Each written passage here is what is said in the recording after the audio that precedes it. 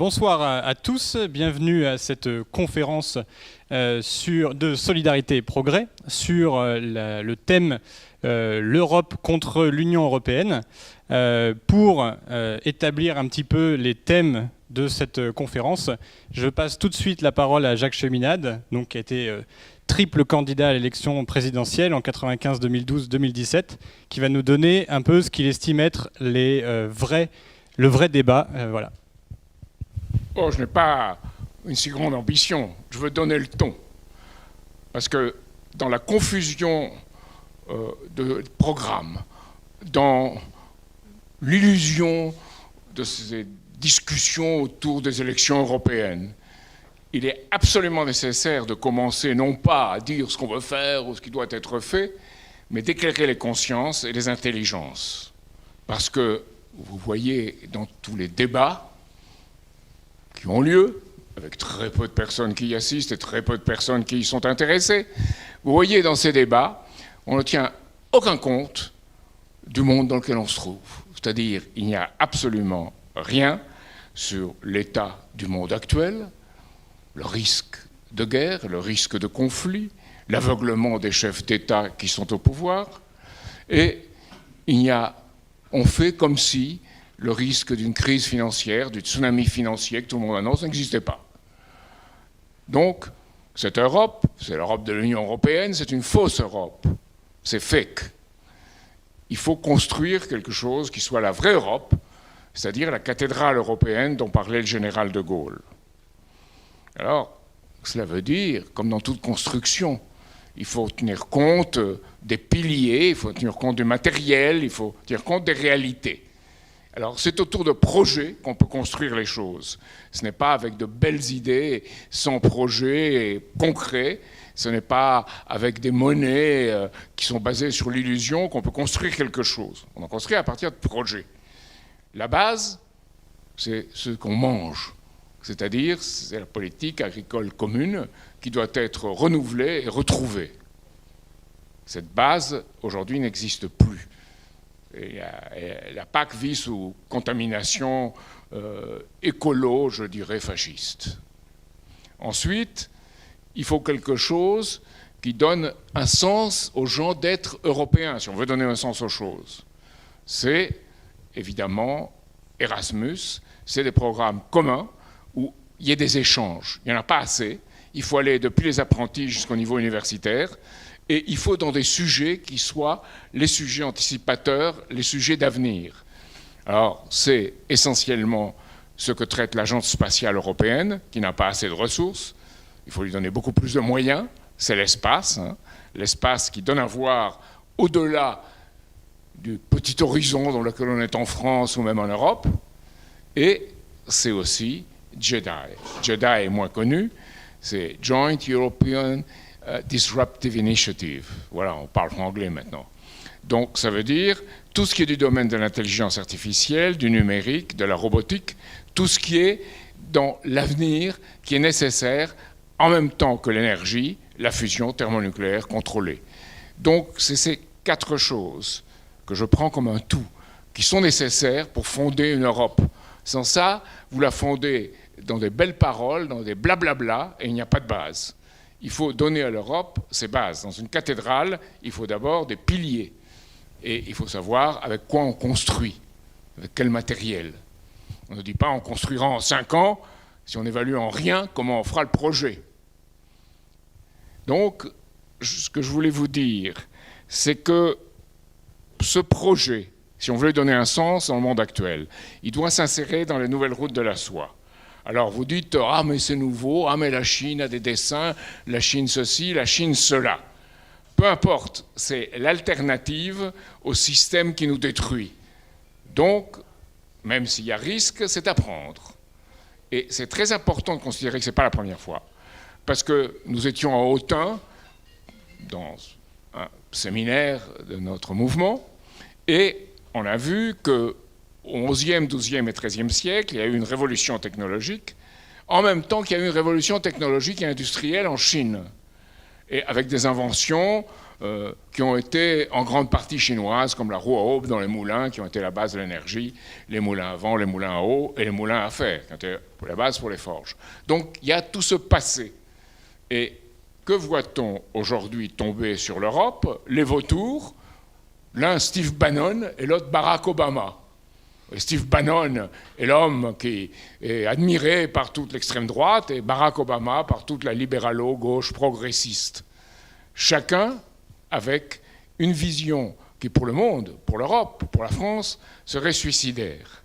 Alors, par rapport à ce que je viens de dire, la France doit jouer un rôle fondamental d'opposition à ces vautours qui nous tombent dessus, mais surtout, de construction, de reconstruction, de refondation, de restauration. Appelons-le comme on veut, il y a un discours stupide autour de Notre-Dame sur le terme qu'on va employer. Il faut faire quelque chose, c'est tout. Comme pour Notre-Dame, pour l'Europe, pour la France. Alors, cette Europe doit être, et je reviens avec De Gaulle, une cathédrale ouverte à tous. Avec l'Union européenne, elle est une sorte de maison sans fenêtre qui n'est pas ouverte et qui ne donne que des ennuis à tout le monde. Donc il faut cette cathédrale européenne ouverte à tous. Et, dans ce sens, ce que disait le cardinal Marty au Requiem de Charles de Gaulle, il disait clairement une cathédrale ouverte aux pauvres et à l'étranger.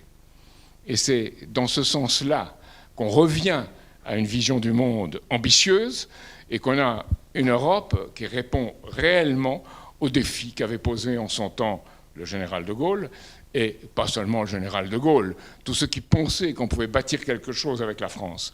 Là, on est parti avec quelque chose qui ne crée pas de vouloir vivre. Pourquoi? Parce qu'il n'est pas autour de projets.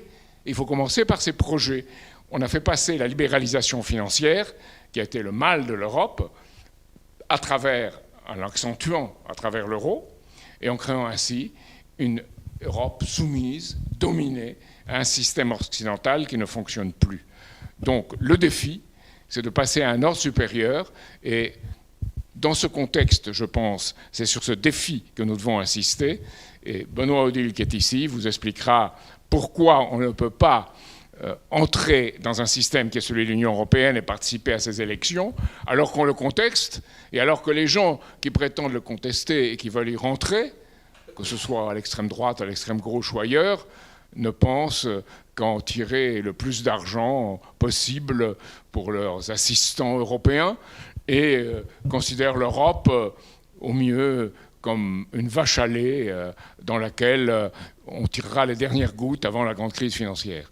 Donc voilà, il vous dira pourquoi dire non à ce machin, c'est vouloir construire une cathédrale. Voilà, merci. Alors, donc, dans cette conférence, on va utiliser beaucoup de fois le mot Europe, mais il faut bien distinguer l'Union européenne et l'Europe. Voilà. L'UE, ce n'est pas l'Europe. Et l'UE ne peut pas survivre dans les conditions actuelles. Elle risque justement d'entraîner toute l'Europe dans sa chute. Et pourquoi on ne participe pas à ces élections européennes?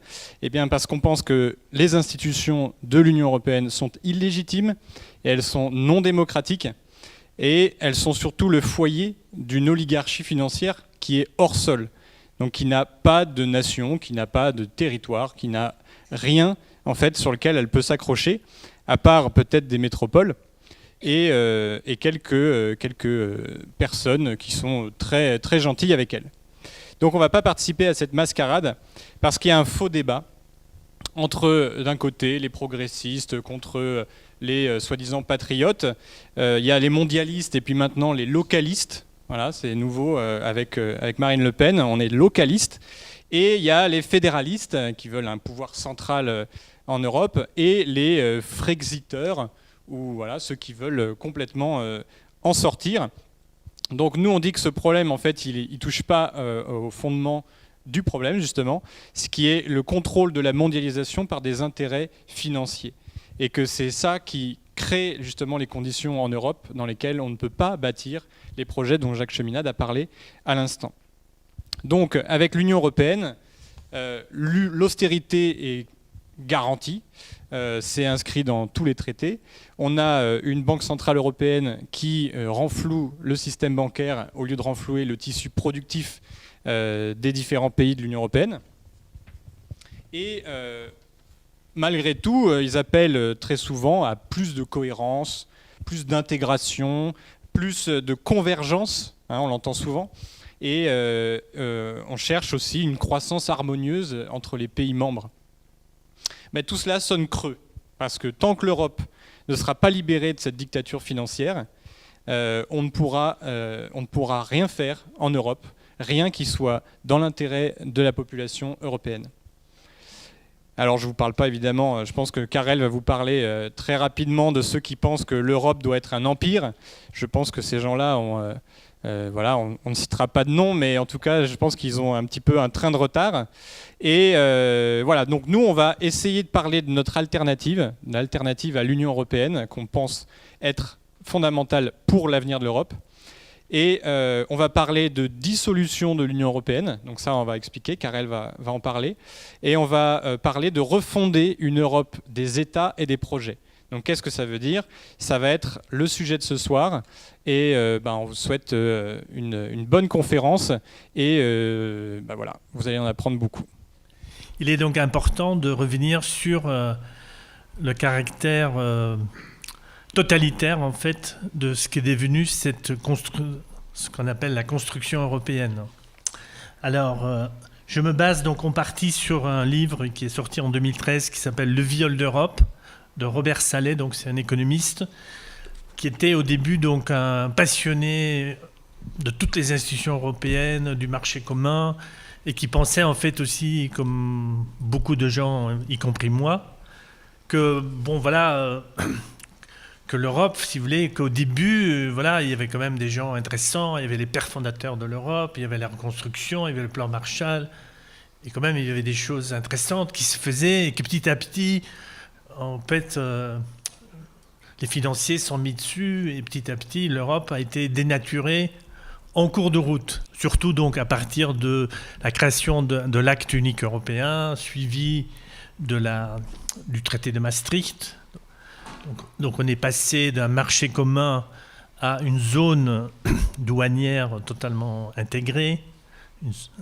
Et ensuite donc qui par elle-même évidemment appelait une même monnaie, une monnaie unique dans cette zone.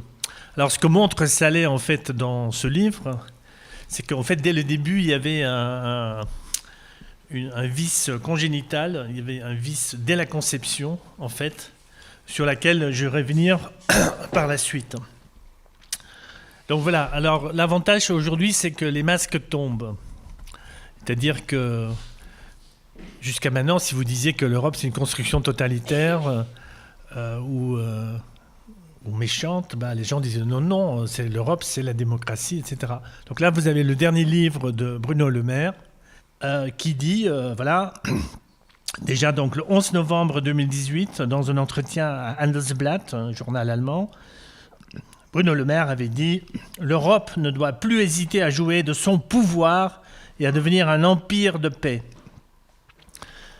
Évidemment, il dit, Napoléon aussi disait un peu la même chose, qui dit, nous on veut la paix dans le monde, évidemment on va un petit peu vous envahir, mais c'est pour votre bien, parce que vous allez voir après, tout va aller mieux. Donc pourquoi? Parce qu'il faut peser davantage face à la Chine, face aux États-Unis.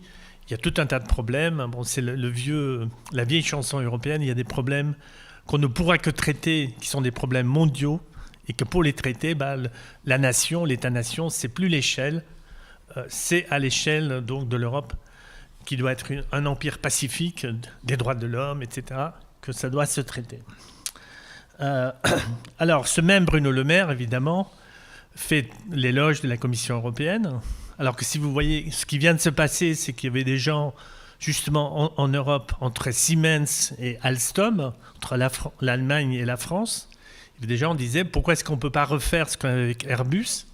C'est-à-dire, on fait un Airbus du ferroviaire, et à ce moment-là, on aura un grand acteur européen qui pourrait justement peser, notamment face à la Chine en particulier, qui a fait depuis 20 ans des progrès énormes dans le ferroviaire. Qu'est-ce qui se passe? La Commission a mis son veto en disant nous sommes dans un marché, et dans ce marché, c'est la fameuse thèse donc, de l'ordolibéralisme. C'est-à-dire vous avez le libéralisme d'un côté, donc il faut la liberté du marché, mais si le marché est totalement libéré, les loups mangent tout le monde, donc il ne reste que un marché sans régulation, ça crée des mastodontes, des cartels et des oligopoles. Donc il faut le côté légal, l'ordolibéralisme, donc il faut de l'ordre dans le libéralisme, il faut un ordre légal, il faut donc une dictature juridique, et ça c'est bien Bruxelles, pour garantir qu'on empêche l'émergence justement de grands acteurs. Donc cette même Europe, donc déjà du point de vue purement structurel, ils sont déjà en pleine contradiction avec eux-mêmes. C'est-à-dire que les propres règles qu'ils imposent à l'Union européenne empêchent même l'Union européenne justement de jouer un rôle au niveau de la libre concurrence au niveau mondial. Bon, ce n'est qu'un exemple parmi d'autres, mais ça montre quand même un peu le degré du problème. Ensuite, M. Bruno Le Maire, qui a fait des grandes études, vous voyez, ça c'était donc la vision de l'Europe en 1590, dire que depuis très longtemps, il y a donc toutes ces têtes couronnées d'Europe qui rêvent une chose, c'est de reconstruire en fait l'Empire romain. Ça, c'est une des dernières versions, donc la reine européenne. Alors qu'en réalité, tout ça, c'est complètement faux, parce que toute l'histoire de l'Europe, ça a été justement le combat, moi je dirais c'est la rébellion des valeurs de la Renaissance européenne contre la pensée impériale. C'est-à-dire que les Européens, c'est des gens qui ont dit l'Empire romain, plus jamais ça. On a assez donné, on a souffert des siècles et des siècles, on ne veut plus jamais ça. Alors, le dernier qui avait... La situation s'était présentée donc surtout au début du XVIe siècle, où il y avait en France ce qu'on appelait la maison des Habsbourg, qui avait la Bourgogne, qui avait l'Autriche, qui avait... Toutes ces choses-là que vous voyez en vert, en fait, étaient tombées dans l'écarcelle des Habsbourg. Alors qu'en France, on avait quasiment eu 1000 ans des Capétiens, donc un pouvoir centralisé, une France État-nation. Depuis Louis XI, la France s'est affirmée, l'exception française s'était affirmée. Donc, à un moment donné, il y a eu ce clash, littéralement, entre l'Empire et la France. Alors, celui qui avait le mieux compris cela, c'est un grand roi de France, qui s'appelle Henri IV, qui disait, là, on va pas assister à ce spectacle. On va faire une opération et on va repenser toute l'Europe. On va créer une quinzaine de pays en Europe, plus ou moins équilibrés, où il y a la liberté de religion. Les gens peuvent être catholiques, protestants, calvinistes, au choix. Et il faut un concert des nations.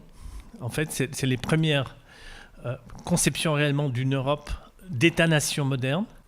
Évidemment, par la suite, Henri IV est assassiné en 1610. Et 8 ans plus tard, en 1618, vous avez le départ de la guerre de 30 ans. C'est-à-dire que puisqu'on n'a pas écouté Henri IV et la France, et donc il y a les guerres de religion. Donc 30 ans plus tard, vous avez la paix de Westphalie. Vous avez Mazarin qui va arriver. Il faut attendre un peu la mort de Richelieu pour imposer cette paix de Westphalie, où finalement ce que Henri IV et son conseiller Sully avaient prévu puisse se faire, c'est-à-dire une Europe d'État-nation. Donc totalement le contraire. Ce que je veux vous dire par là, c'est que l'histoire de l'Europe, c'est pas l'histoire des empires, c'est l'histoire de la fin des empires. Et l'ordre de Westphalie, aujourd'hui, ça veut dire quoi? Ça veut dire, le respect total de la souveraineté nationale, parce que ça reprend Jean Bodin, qui dit que la souveraineté d'une nation, c'est ça qui garantit son égalité entre les petites nations et les grandes nations. C'est par sa qualité de souveraineté qui lui donne cette égalité. Parce que sinon, c'est la force, c'est le droit du plus fort. Vous avez un grand pays, un petit à côté. Normalement, c'est le grand pays qui domine l'autre. Donc cet ordre westphalien est un ordre anti-géopolitique, basée sur la souveraineté nationale, sur la non-ingérence chez les autres et dans l'avantage d'autrui. C'est-à-dire qu'on est souverain, mais l'intérêt de chacun, c'est de développer quelque chose ensemble avec l'autre. C'est ça qui garantit aussi un ordre de paix mondiale et donc cette souveraineté dans le temps. Alors ces trois principes, après tous les gens qui par la suite ont voulu combattre l'impérialisme ou le colonialisme, se sont référés à ces trois principes. Premièrement, donc, Roosevelt, dans sa polémique contre Churchill, notamment au moment de la signature de la Charte de l'Atlantique. Ensuite, Eleanor Roosevelt et Harry Hopkins, quand ils ont fait les statuts des Nations Unies. Donc c'est la Charte des Nations Unies qui est basée sur ces principes, souveraineté nationale, non-ingérence et coopération mutuelle. Et ensuite, à Bandung, quand les pays du Sud, notamment la Chine, mais aussi l'Inde de Gandhi, à Bandung, en 54-55, quand ils adoptent la déclaration de Bandung, les 10 principes de Bandung, vous retrouvez ces principes-là. Donc c'est la base du droit international, en fait. Elle est l'opposé des empires, l'opposé de Bruno Le Maire. Elle est totalement accordée sur cette histoire européenne, qui est l'histoire de la France imposant, en fait, un ordre de droit international. Donc c'est tout ça, en fait. Je vous parle de tout ça parce que c'est tout ça qui a été trahi dans l'après-guerre par quasiment tout le monde, sauf quelques gens autour de De Gaulle et quelques gens autour de Pierre Mendès France, et quelques gens autour d'Adenauer en Allemagne, qui ont tenté de refaire cette Europe d'Henri IV, mais qui ont été écrasés par le plan Marshall, par les Anglais, par des gens qui disaient « Ouh là là, là il y a les Soviétiques ».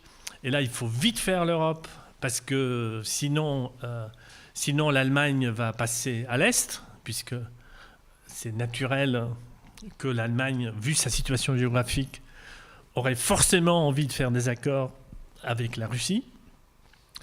Donc, on n'a pas tenu de l'avis des peuples, on n'a pas tenu l'avis du monde du travail, y compris les européistes, que ce soit Jean Monnet ou Maurice Schuman, tous ces gens-là, même pour faire la CECA, donc la communauté européenne du charbon et de l'acier, ces gens-là doivent se mettre quasiment à genoux pour demander l'autorisation pour avoir la CECA avec l'Allemagne.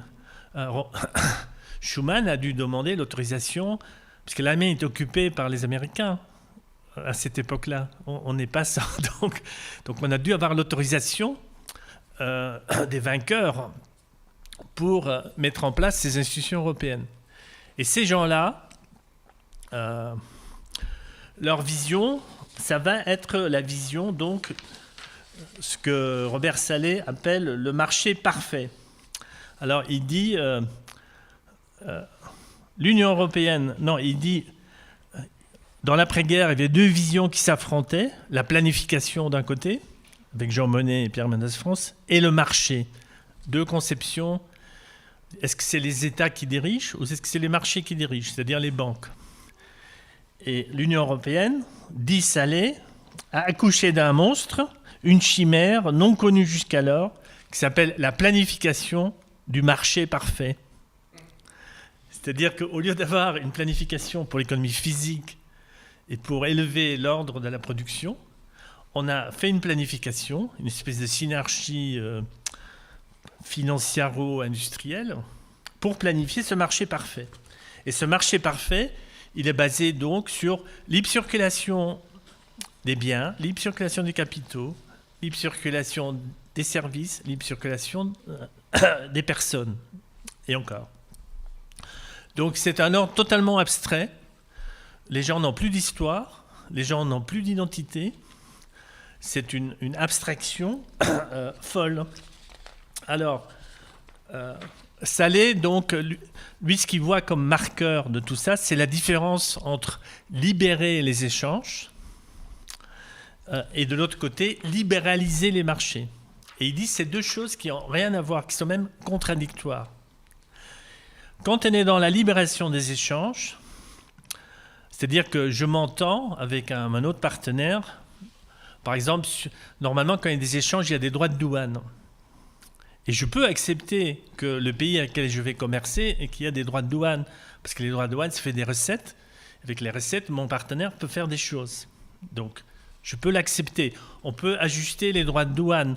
On peut dire, je ne sais pas, j'ai besoin de 5000 machines pour reconstruire, je sais pas, mon industrie automobile. Je peux dire, je vais prendre la moitié. Je vais accepter que mes industriels achètent la moitié des machines dont j'ai besoin qu'ils achètent chez mon voisin. Mais pas plus, parce que je veux en même temps qu'il y ait une production de machines chez moi. Donc je peux, en fonction des nécessités au niveau national et au niveau des nécessités économiques tout court, je peux faire des choix de développer au même temps mon industrie propre et en même temps m'approvisionner en besoin en fonction. Je peux fixer des quotas, donc je peux réguler les marchés. Je peux avoir des marchés organisés. Et à ce moment-là, ce que dit Salé, la concurrence, elle va exister, mais elle va en fait se faire sur la notion de la qualité des productions et non pas sur le prix. Parce que si vous êtes dans le marché total, la seule concurrence que vous avez, c'est le prix. Alors, mais il dit... attends, comment il dit ça ? Je vous lis donc une citation. La libération des échanges s'appuie donc sur les identités économiques des pays. Identité économique. La France a une identité économique. Et a pour perspective leur développement, donc le développement de cette identité économique, dans un contexte d'internationalisation. Elle donne donc la libération des échanges, donne un rôle d'intervention aux États, le principe de concurrence qu'elle privilégie et autour de laquelle la politique des tarifs douaniers s'organise, et non pas la concurrence par les prix, mais la concurrence par les qualités. La libéralisation des marchés est tout autre chose. Sa première étape est la réduction, puis la suppression des droits de douane. Une fois les tarifs supprimés, sa seconde étape est la chasse à toutes les entraves non tarifaires. On va dire, ce fut très précisément, alors accusation donc quand même énorme de Salé, ce fut très précisément le programme de long terme fixé dès 1956 par le marché commun. Son objectif ultime n'est pas la libération des échanges, mais l'instauration d'un marché parfait, d'un espace unifié, d'où toute intervention des États est bannie. Il y a qu'on crée un marché unique où les États, et à travers les représentants des peuples qui dirigent les États, donc les peuples et les États sont complètement hors jeu. La libéralisation vise donc à instaurer la concurrence par les prix de tous contre tous, selon la croyance de l'efficience des marchés dans l'allocation optimale des ressources. Le consommateur type visé est un consommateur indifférencié, sans racines ni histoire. Sous couvert d'égalité, elle organise la domination des puissants en empêchant les faibles de protéger leur économie, toute protection étant qualifiée d'anticoncurrentielle. Donc aujourd'hui, dès que vous voulez protéger vos productions, on vous dit non, ça porte entorse à la libre concurrence. C'est ce qu'on entend tout le temps.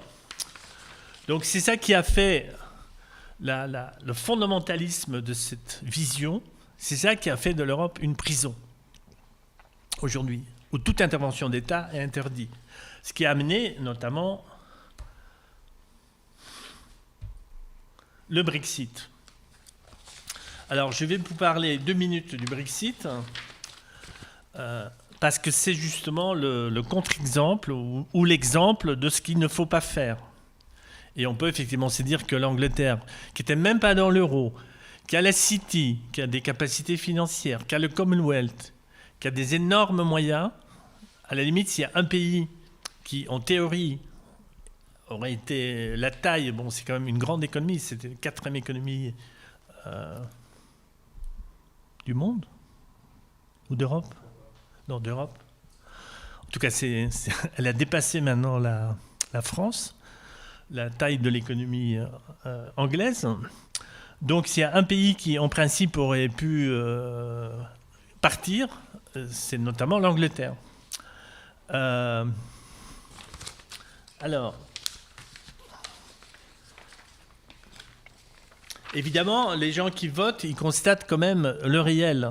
Selon l'économiste Michel Santi, si on parle depuis 2009 jusqu'à aujourd'hui, la Chine a eu une croissance de 139%, l'Inde une croissance de 96%, les États-Unis même une croissance de 34%, et en Europe, la croissance a été réduite, on est à moins de 2.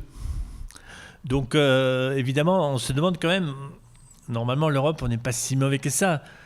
Comment se fait-il que partout dans le monde, il y a la croissance, sauf dans l'Union européenne? Ça pose quand même un problème. Il est également incontestable que la libéralisation des marchés a engendré un appauvrissement, jetant les populations les unes contre les autres, tout en offrant des avantages énormes, 1% du sommet, et dans une moindre mesure aux 15 à 20% qui tentent de lui ressembler. Donc, puisqu'il y a tout ça, vous avez les égoïsmes nationaux qui éclatent au grand jour. Donc, en Angleterre, ce vote a divisé... Bon, là, c'est encore relativement hégémonique. Vous voyez l'Écosse qui est pour rester dans l'Union européenne. L'Irlande du Nord qui, comme l'Irlande, veut rester dans l'Union européenne. Donc, ce qui pose tout de suite... Vous savez que maintenant, le Sinn Féin vient de demander donc, un référendum sur la réunification des deux Irlandes, puisque l'Irlande du Nord veut rester en Europe et l'Irlande est dans l'Union européenne.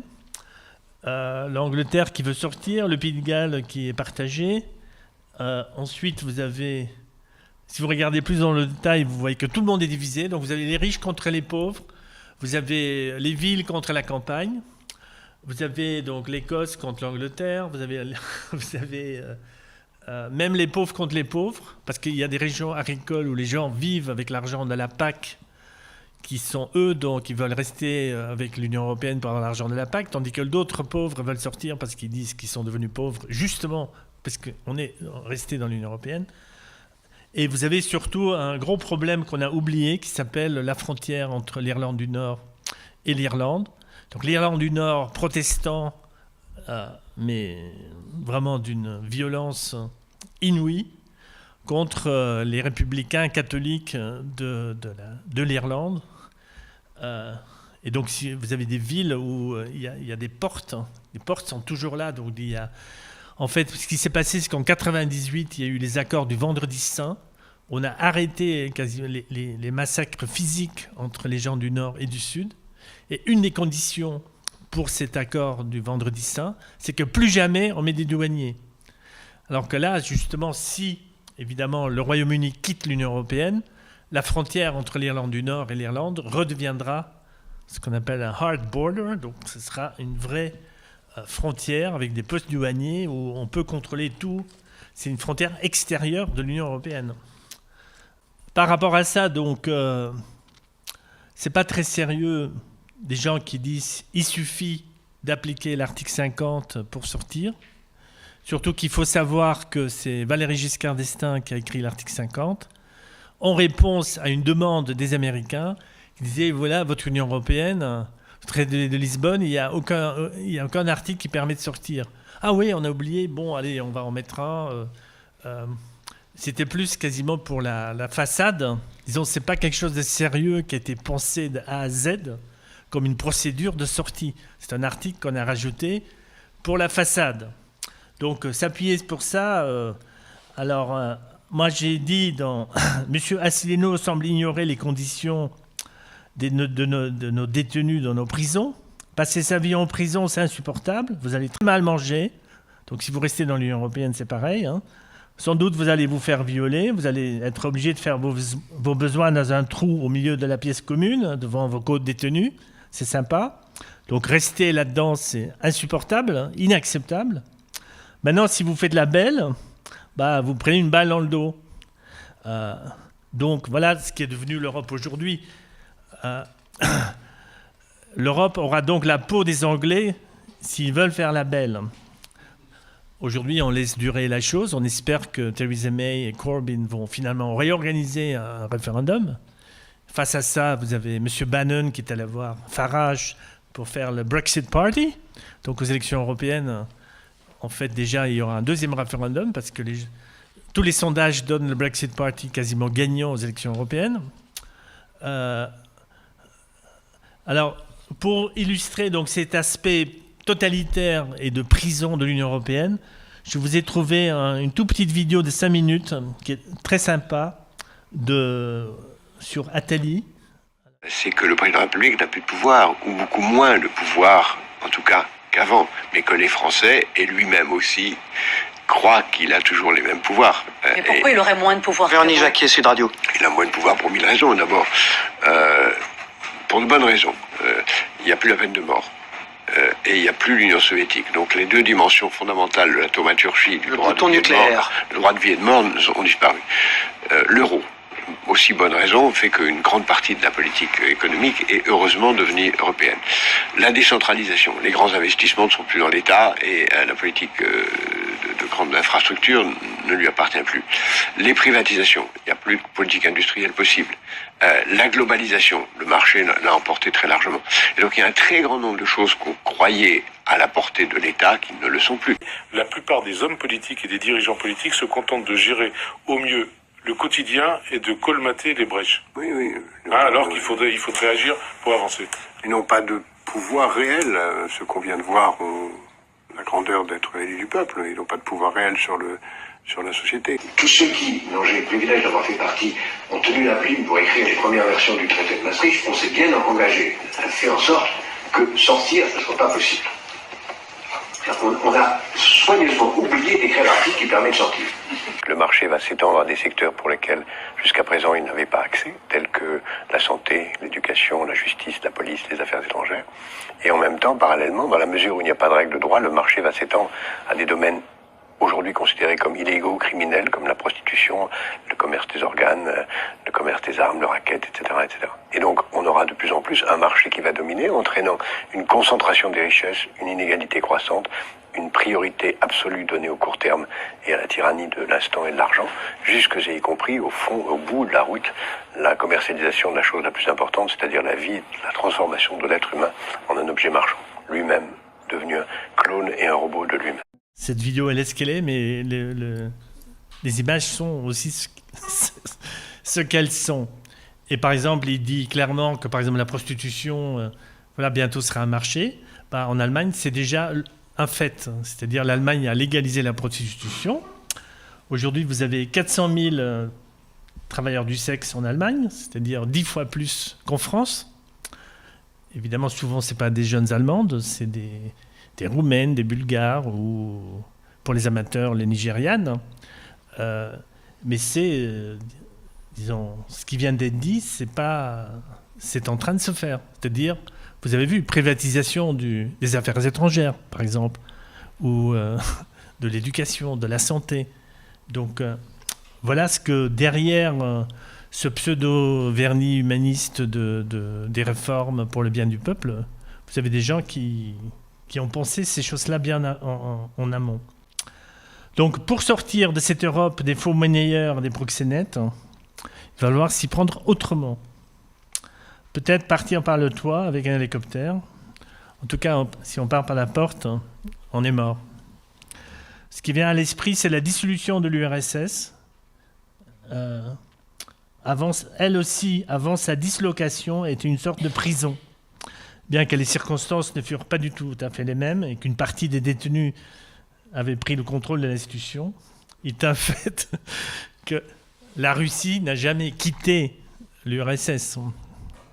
Ce qui s'est passé, c'est qu'en 1991, après que plusieurs pays sont déclarés quasiment en état de révolte, ils ont quasiment déclaré leur indépendance, suite à ça, notamment les pays baltes, mais suite à ça, Boris Yeltsin, le président d'Ukraine et de Biélorussie, se sont réunis et ont entériné la dissolution en créant la communauté des États indépendants dont la naissance est alors approuvée par 11 des 15 anciennes républiques.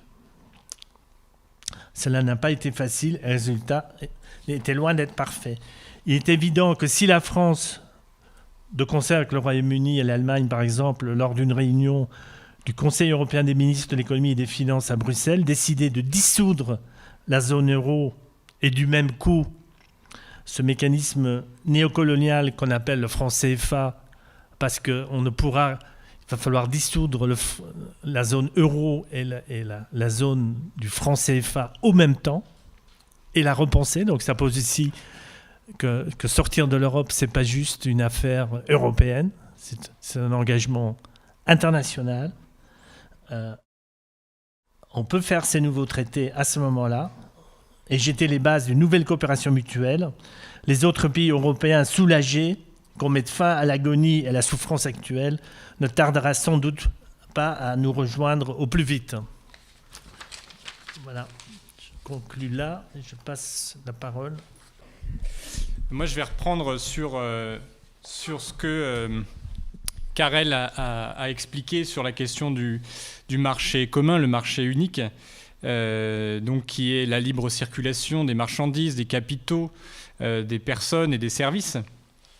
Et dire que en fait, c'est un dogme maintenant qui est au cœur en fait du principe de l'Union européenne et qui est en fait le principal problème avec la libéralisation des marchés financiers surtout, qui justement contrôle cette libre circulation un peu dans tous les sens, que ce soit pour le dumping social avec des gens qui sont balancés un peu partout pour réduire les coûts, etc. etc. Donc, ce qu'il faudrait, si on dissout l'Union européenne et qu'on refonde une Europe des États et des projets, la première chose à mettre en priorité, c'est l'idée qu'il faut, disons, un but, un objectif à cette économie européenne. Et ça pourrait être donc l'expansion ordonnée et équitable du tissu productif européen. Déjà, au moins, on aurait là quelque chose qui serait un objectif un petit peu plus, disons, cohérent avec ce qu'il faudrait. Ensuite, il faut revoir les règles qui régissent la concurrence. Parce qu'il y a une hypocrisie au sein de l'Union européenne. C'est-à-dire qu'on passe son temps à dire qu'il ne faut rien protéger, il n'y a pas de protectionnisme. On est en train de se dire que voilà, il ne faut pas de monopole, etc. On fait croire qu'on ne protège pas, alors qu'en fait, c'est déjà à peu près le cas. Sauf qu'on n'a pas on n'a pas des douanes, on n'a pas les tarifs douaniers. Mais si on prend par exemple la concurrence fiscale au sein de l'Union européenne, c'est du protectionnisme. Je veux dire, si quelqu'un met 12% d'impôts sur les sociétés, il protège d'une certaine manière les sociétés qui y sont. Donc, dire qu'il n'y a pas de protectionnisme, c'est déjà un petit peu fort. Après, vous avez évidemment la monnaie, l'euro, qui est pas, disons, il n'y a pas le même, le même bénéfice pour tous les pays qui sont au sein de l'Union européenne. Je pense évidemment à l'Allemagne, qui est quand même tire beaucoup les marrons du feu, mais pas que. Vous avez toutes les normes en fait qui sont décidées par la Commission européenne avec tout un tas de lobbyistes et qui a tendance quand même à favoriser pas mal les grands groupes, ceux qui sont capables justement de se mettre aux normes. Et donc toutes les PME, PMI, ETI, etc., ils ont un petit peu plus de mal. Si vous prenez les normes environnementales aussi, évidemment, on peut dire c'est pas de la protection, mais disons si, voilà, c'est une protection, mais pas par les prix. Ensuite, pour l'extérieur aussi, on dit qu'on est un marché ouvert, mais bon, effectivement, on a des subventions européennes. En fait, si vous regardez, parce que moi j'ai regardé un peu les plaquettes de l'Union européenne, et quand vous voyez, par exemple, la politique de recherche, clairement, on est en train de financer à fond la recherche en Europe. Donc, on a une subvention de ce qui fait notre compétitivité, on va dire, de l'économie. Et ça, par rapport à l'extérieur, oui, on est subventionné à fond. Même pour la PAC, voilà, la politique agricole, on est subventionné. Donc quand on va à l'extérieur, oui, on est un peu plus compétitif.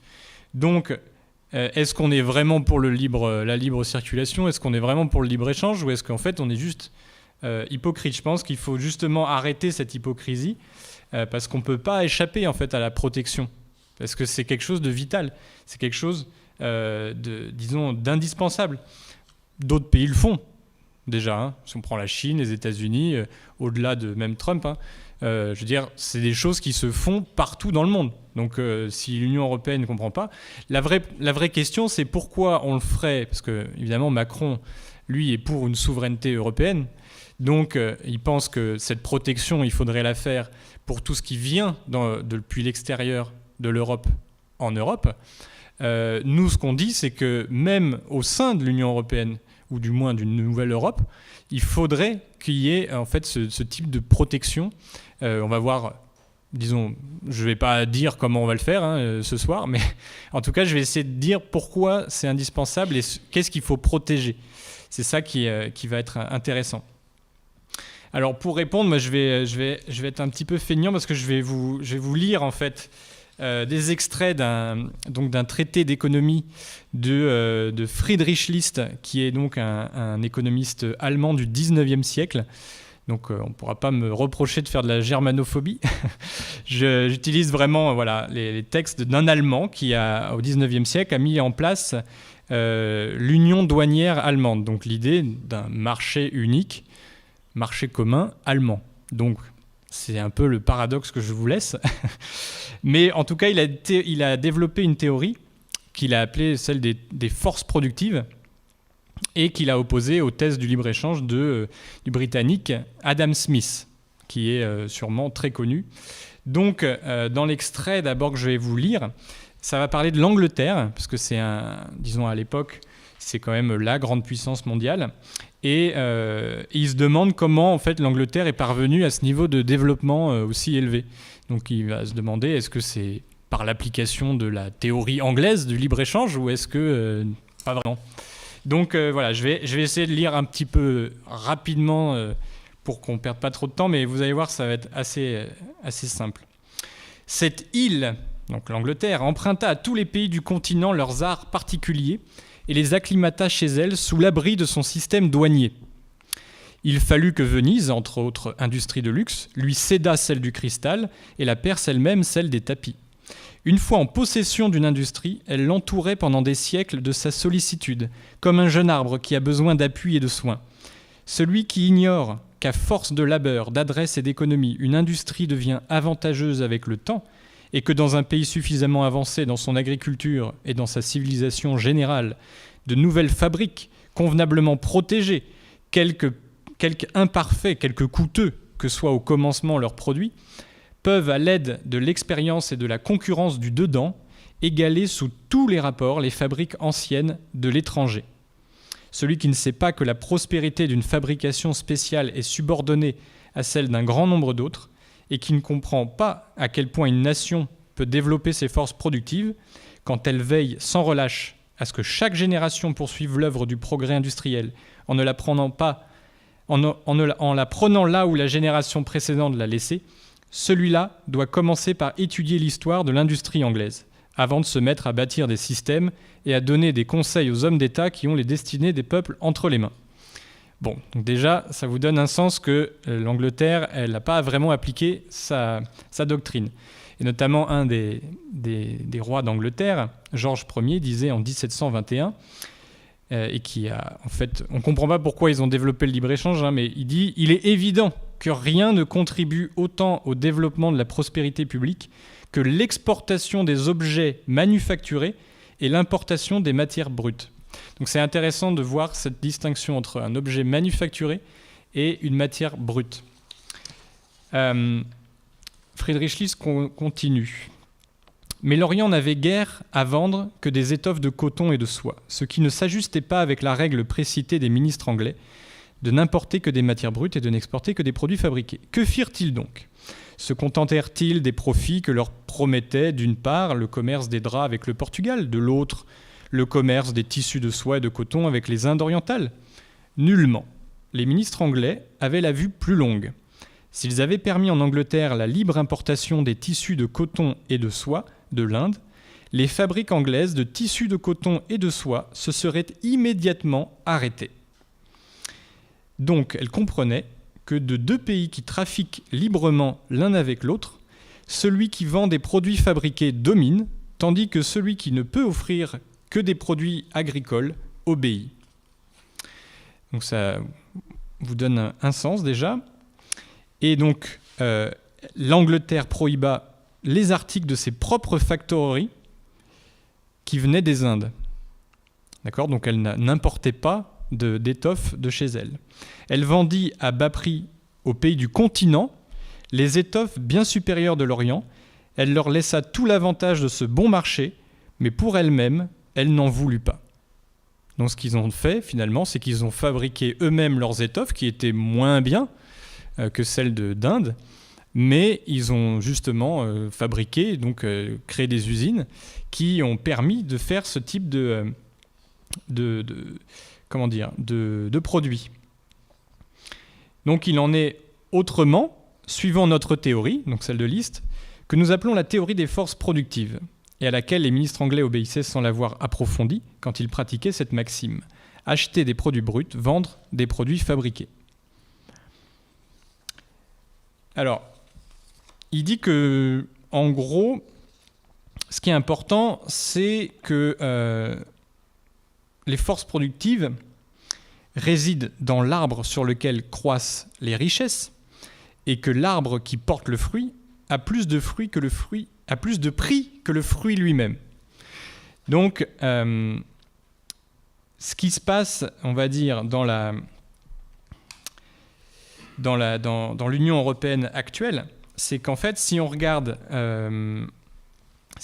la disposition, on va dire, industrielle, infrastructurelle de l'Europe, on est clairement dans une idée où l'Allemagne, ou même un peu l'Italie, voire la Suisse, développent des machines-outils, donc qui sont à la base en fait de l'industrie, qui sont à la base de la fabrication des machines elles-mêmes, et qui sont donc à la base de toute une puissance économique.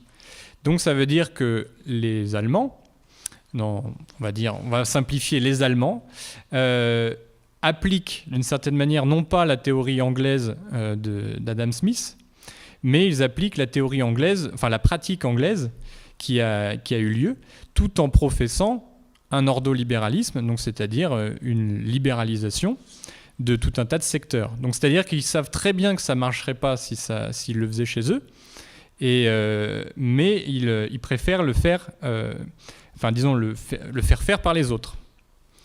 Donc par exemple, déjà, une première chose à faire dans une nouvelle Europe, c'est d'établir des protections sur tout ce qui est le secteur des machines-outils. Faire en sorte que ce ne soit pas la concurrence libre qui fasse, la pluie et le beau temps, mais qu'on ait des plans dans tous les pays pour développer ce type de secteur. Parce que c'est la base de toute une industrie. Si on ne fait pas de machines-outils, on ne peut pas développer justement une main-d'œuvre qualifiée.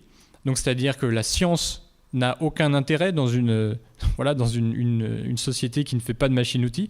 Tout ce qui est de l'ordre de la créativité, de l'inventivité, si vous avez une nouvelle idée, vous n'avez pas la capacité de faire des machines-outils, vous ne pouvez pas la mettre en œuvre. Donc vous n'avez pas de souveraineté d'une certaine manière. Donc cette idée-là, nous en tout cas, on pense que c'est la base d'une économie moderne et que si on ne développe pas ça au niveau européen partout, alors ce qui se passera, c'est que les pays autour de l'Allemagne, principalement, s'appauvriront. Donc, ça ne profitera pas du tout à l'Allemagne. Et ça fera qu'au bout d'un moment, même les Allemands devront peut-être sortir de l'Union européenne ou faire quelque chose. Mais en tout cas, c'est le fondement d'un renouveau, d'une restructuration, enfin, on l'appelle comme on veut, de l'Europe. Alors,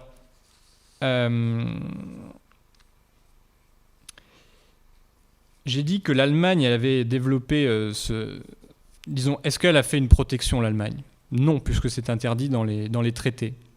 Donc, qu'est-ce qu'elle a utilisé ? Elle a utilisé le système pour protéger. Qu'est-ce que ça veut dire utiliser le système aujourd'hui pour protéger son secteur productif ? Ça veut dire la modération salariale, ce qu'elle a fait. Ça a été l'externalisation dans les pays d'Europe de l'Est, donc qui a permis d'abaisser le coût.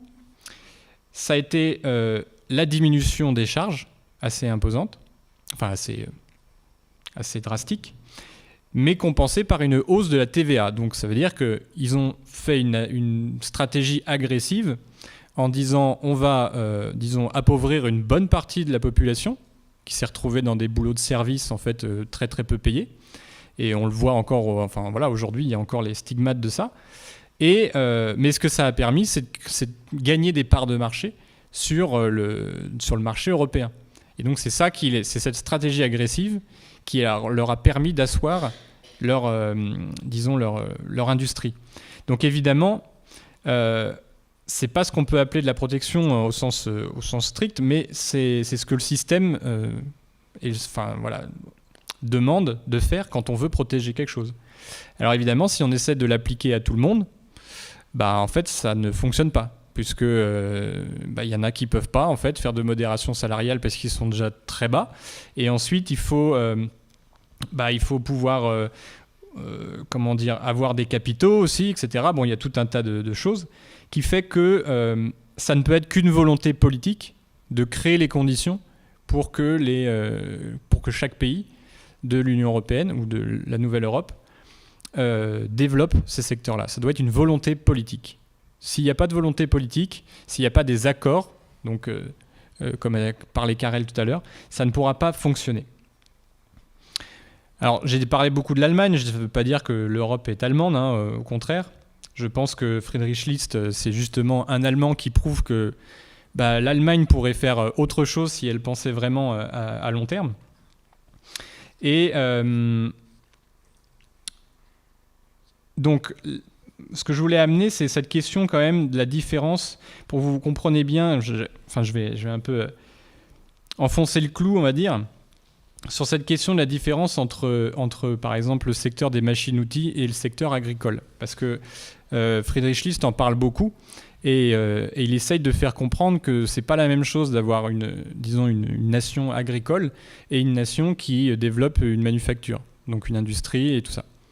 Et moi, ce que j'avais comme exemple, c'est que si vous imaginez une machine-outil 5 axes, vous savez, qui permet de découper les pièces d'acier très, très, très, très dures pour faire les arbres à cames, ce que vous voulez, si vous prenez une qui fait 10 millions d'euros et que je vous mets de l'autre côté un autre pays qui, lui, produit des patates pour 10 millions d'euros, vous voyez bien qu'on peut se dire que selon la théorie des valeurs de Adam Smith, on a l'impression que c'est la même valeur, 10 millions d'euros. Donc on peut se dire que les deux pays sont sur un pied d'égalité, ils produisent tout autant. Mais évidemment, si on commence à se rendre compte de quoi a besoin l'agriculteur pour pouvoir faire ses 10 millions d'euros de patates, on voit bien qu'il a besoin de machines, il a besoin de tout un tas d'infrastructures, d'eau, etc., etc. Et tout ça ne peut être apporté que si vous avez un secteur industriel. Donc vous avez une hiérarchie, en fait, d'une certaine manière, entre les secteurs de l'économie. Évidemment, la patate, ça permet aussi de nourrir la personne qui fait les machines-outils, même si elle n'a peut-être pas mangé que ça. Mais en tout cas, c'est, sans la machine-outil, la patate, vous n'en aurez pas pour tout le monde. Donc, voilà, c'est pour vraiment concevoir qu'il y a une différence, de nature dans ce qu'on est capable de créer. Et ça a été développé ensuite, évidemment, parce que nous, on est dans le mouvement... de Jacques Cheminade, mais on est aussi dans le mouvement de Lyndon LaRouche, qui est donc l'économiste américain, qui a développé toute une théorie. Alors, il s'est beaucoup basé aussi sur, la question qu'a amené Friedrich List sur les forces productives pour essayer de l'amener à un autre niveau. Et c'est la notion de ce qu'il appelle de plateforme économique. Alors, je vais vous lire, encore une fois, je vais être un peu feignant, je vais vous lire ce qu'il dit sur la question. Et donc il dit « Nous arrivons à une nouvelle conception de l'économie. Nous allons nous en servir pour envisager l'infrastructure d'un point de vue très différent de celui des économistes contemporains. Nous allons parler de l'infrastructure comme de la base de la vie humaine sur Terre. Ainsi a-t-elle commencé par le transport maritime, autrement dit les voyages océaniques, qui durant des siècles ont façonné la répartition des populations sur le globe et constitué la manière la plus efficace de faire avancer la civilisation. Ensuite, sous Charlemagne, on a généralisé sur les continents la navigation intérieure en aménageant les fleuves et en construisant des canaux de jonction. Cette politique fut mise en œuvre durant le règne de Charlemagne sur le territoire qui devint la France. Par cette politique, il a introduit une nouvelle dimension.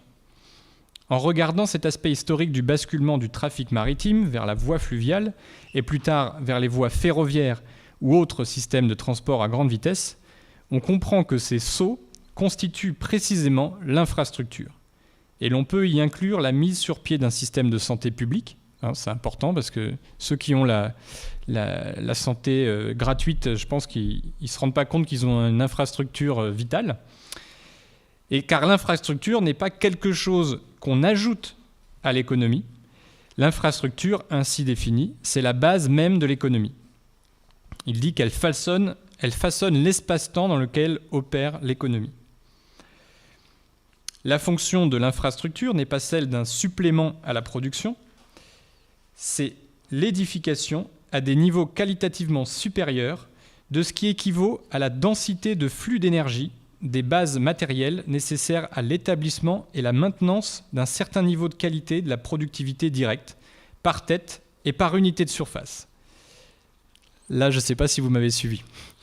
Mais il parle à un moment, parce que donc il y a cette question de l'infrastructure, qui aujourd'hui, en fait, en Europe, si vous regardez bien l'infrastructure européenne en termes d'investissement, malgré le plan Juncker, il n'y a pas grand-chose qui a été fait. On a encore le problème du Lyon-Turin, on a encore le problème des canaux, du canal Seine-Nord, on a toute l'Europe de l'Est qui est complètement, on va dire, abandonnée. On a l'Europe du Sud-Ouest aussi qui l'est, pareil. Donc on a de toute façon une base d'infrastructure actuellement en Europe qui ne permettra pas à l'Europe de décoller. Donc la priorité, ça va être de reconstruire et de bâtir de toute façon cette plateforme. Mais ça suppose aussi, disons que cette plateforme nouvelle d'infrastructure, elle dépend aussi d'une densité de flux d'énergie qui est plus élevée. Donc cette densité d'énergie, il l'a définie assez poétiquement comme une nouvelle forme de feu. C'est-à-dire voir l'humanité comme disons, le développement de la société humaine comme une succession de découvertes, de nouvelles formes de feu, en passant évidemment par le bois, le charbon de bois, le charbon, le pétrole, le gaz, le nucléaire, qui est une nouvelle forme de feu, entre guillemets. Il dit que cet état de la science physico-chimique et de son utilisation par l'homme, qui chaque fois fait l'objet d'une transformation et d'une augmentation du flux de densité énergétique via des températures plus élevées. Donc si on applique ça, disons, à la nouvelle Europe, évidemment, ça ne va pas pouvoir se faire selon les lignes de la nouvelle Europe de Mélenchon. Enfin, la nouvelle Europe, on ne sait pas trop plan A, plan B, mais en tout cas, ce qu'il a comme idée, c'est que si nouvelle Europe il y a, ce sera sur la base d'une régression donc, aux énergies renouvelables, aux énergies vertes. Donc évidemment, nous, on pense que ce n'est pas possible et que ce n'est pas souhaitable, qu'il vaut mieux aller vers des densités de flux d'énergie plus grandes, comme la fission de 4e génération et la fusion thermonucléaire contrôlée. Donc ça, c'est quelque chose qui, si on doit refaire une nouvelle Europe, on ne pourra pas, en fait, disons, éviter ce débat, parce que c'est ce qui va faire toute la différence. Et le dernier point que soulève Larouche, c'est aussi l'idée que ce qui va faire la différence dans cette nouvelle Europe, c'est est-ce qu'on va prendre les êtres humains pour des robots qui font juste des tâches bien particulières, ou si on va développer leur créativité propre, leur créativité intrinsèque. Donc là, il dit « Un économiste stupide mesure la performance d'une économie à travers ce qui est financier ou monétaire. S'il est moins stupide, il la mesurera à travers la richesse physique dont profitent certains ou l'ensemble de la société. L'économiste compétent la mesurera quant à lui à travers la faculté d'auto-perfectionnement humain de chacun. Pour parler plus clairement, la mission économique d'une société, c'est de rendre ses membres meilleurs qu'ils ne le sont aujourd'hui. Et ce, en augmentant la capacité de chacun à agir sur et dans l'environnement. Ou, pour le dire autrement, la plus grande richesse qu'une génération peut léguer à la suivante, c'est une société d'individus plus créateurs. Donc ça, c'est le défi de l'Europe, la nouvelle Europe qu'on veut bâtir. Et si vous regardez donc, tous les débats qu'il y a actuellement sur les institutions elles-mêmes, parce que bon, j'ai encore lu là récemment l'idée de faire un noyau dur fédéral avec 9 pays qui seraient sur les lignes de l'ancien empire de Charlemagne, d'en faire un noyau dur fédéral, et puis tous les autres pays autour qui seraient encore l'Union européenne, mais pas vraiment, vous voyez, et donc d'utiliser ce noyau fédéral pour faire un fer de lance dans l'économie mondiale, pour lutter contre la Chine et les États-Unis. Donc vous voyez qu'en fait, c'est des gens qui cherchent toujours en fait des structures, vous voyez, des institutions qui vont peut-être pouvoir les aider à faire quelque chose qu'ils n'essayent pas de faire, c'est-à-dire d'essayer de comprendre ce que c'est réellement que le développement économique et le développement humain. Et ça, c'est, on va dire, ce que nous, on pense doit être à la base d'une renaissance européenne, et que ça doit se faire complètement à l'extérieur de l'Union européenne, parce que en fait, il faudrait changer toute la mécanique de l'Union européenne pour arriver à ça, en fait. Donc, autant la dissoudre et refaire quelque chose à côté, parce que sinon, ce serait trop long d'essayer de changer chaque point. Donc, voilà, je vais laisser la parole à Jean pour la suite. Et puis, voilà. On va maintenant essayer de parler de comment on va effectivement construire ce nouveau système de manière réaliste. Parce que quand vous voyez le débat aujourd'hui, vous avez beaucoup de gens qui disent que sortir de l'Union européenne, c'est pas possible, ça va être le chaos. Éventuellement, il y aura une guerre avec l'Allemagne dans 30 ans et la France elle va pas s'en sortir, les capitaux vont fuir, etc. C'est pas complètement faux. Même à la limite, la guerre avec l'Allemagne, c'est pas complètement à écarter. Effectivement, il y a une nécessité de sortir de l'Union européenne, de la dissoudre, de changer, de pas rester dans ce système qu'on a actuellement. Mais pour autant, ça va pas être simple.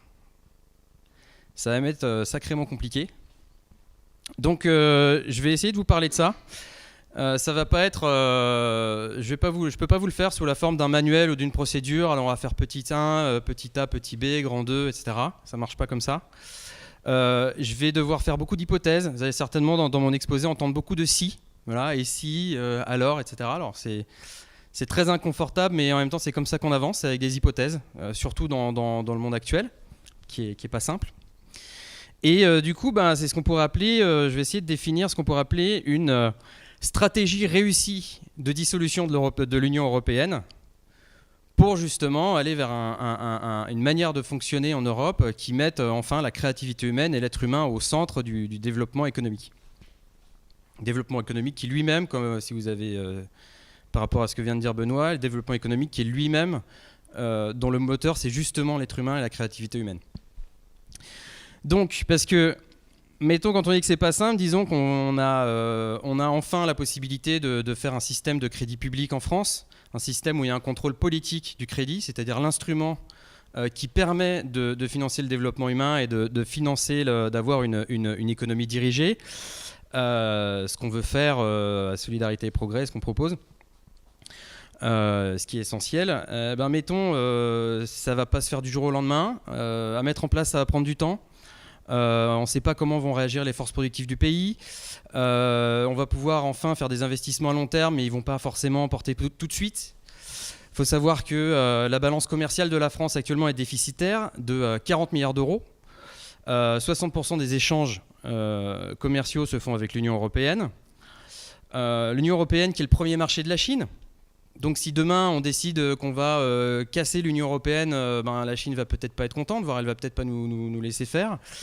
Nos capacités de renseignement sont aux mains d'entreprises américaines. Tout le renseignement français utilise un logiciel qui s'appelle Palantir, ou qui est un logiciel où à chaque fois que les Français veulent processer des données, ça part au cloud aux États-Unis et derrière ils nous donnent des résultats. Donc ils ont quelque part enfilé tous nos tuyaux aux Américains. C'est aussi le cas pour Airbus. C'est la même boîte Palantir qui a le système de détection d'anomalies sur les Airbus. Donc tous les toutes les données des Airbus de détection de panne sont envoyées aux États-Unis dans cette boîte qui après renvoie les résultats. Alors il faut savoir que la personne qui a fait ça chez Airbus d'ailleurs, qui était le numéro 2 d'Airbus quand ça s'est fait, est aujourd'hui chez Palantir. Donc il y a des...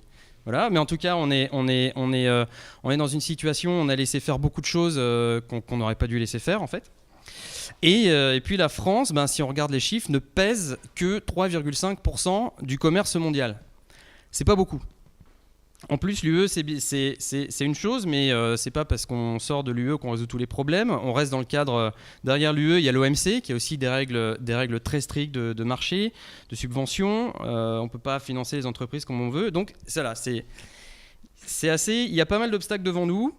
Et puis surtout, il y a pas mal de gens dans les milieux financiers à Londres. Si vous voyez un petit peu l'histoire du système offshore, de comment ça s'est formé autour de la Banque d'Angleterre dans les années 60-70 et ce que c'est devenu aujourd'hui, il y a beaucoup de gens qui aimeraient bien que la mise en place d'un système de crédit public en France, ce soit l'occasion d'en faire une vitrine de l'échec de ce type de système et de l'échec des politiques socialistes. Donc, il va falloir faire très attention à ça. Alors, il faut voir que jusqu'à présent, la meilleure arme des promoteurs du libéralisme, de l'économie de marché, du système financier international tel qu'il est en Europe, il faut voir que jusqu'à présent, leur meilleure arme, c'était la population. Pourquoi je dis ça ? Parce que, typiquement, si la première question qui vient quand on arrive à parler de cette nécessité d'avoir un contrôle politique du crédit, un contrôle politique des flux monétaires pour que derrière on ait le choix de savoir qui va pouvoir bénéficier du travail des autres pour faire son projet, comment on organise l'économie.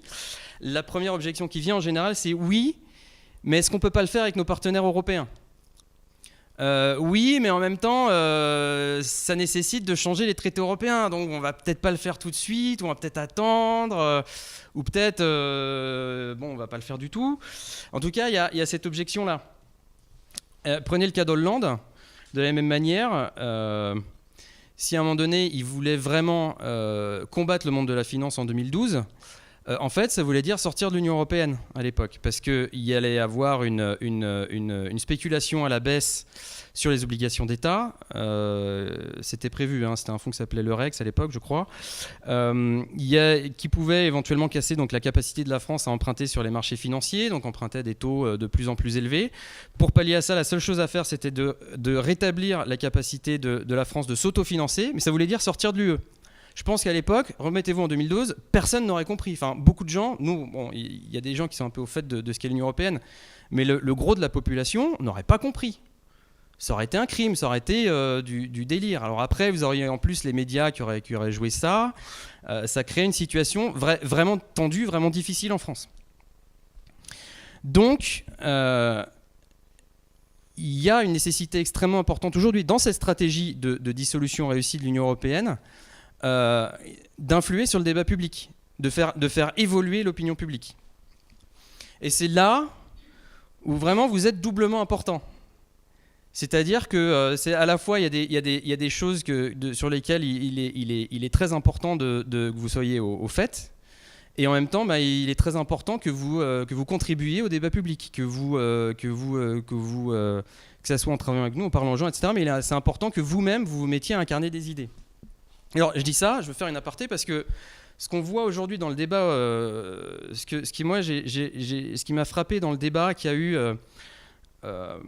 sur France 2, le débat à 12 là, qui a été, mais d'ailleurs que vous avez peut-être pas vu parce qu'il y a 1 million de personnes qui l'ont regardé, c'est très très peu, mais qui en même temps, c'est quelque chose qui est en même temps commun à tous les débats politiques en général, c'est que vous entendez jamais, ou alors très très rarement, des phrases de type « il est très important que les Français s'intéressent à », ou « je voulais pointer un truc, quelque chose que vous avez peut-être pas vu, mais ça », ou ce genre de phrase, ou une invitation à connaître, à s'intéresser.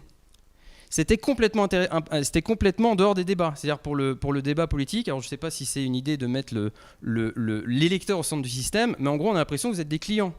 On ne va jamais vous dire, il est très important que vous soyez sensibilisés là-dessus ou que vous intéressiez à ça. C'est toujours, on n'invite jamais la population à s'intéresser à des idées, à faire véritablement de la politique. Et c'est là la nécessité d'un mouvement comme le nôtre, en fait. C'est-à-dire que d'une part, il faut le faire, il faut que vous le fassiez, et d'autre part, ça se fait vachement mieux, c'est vachement plus amusant, et on va vachement plus loin quand on le fait ensemble, quand on le fait à plusieurs.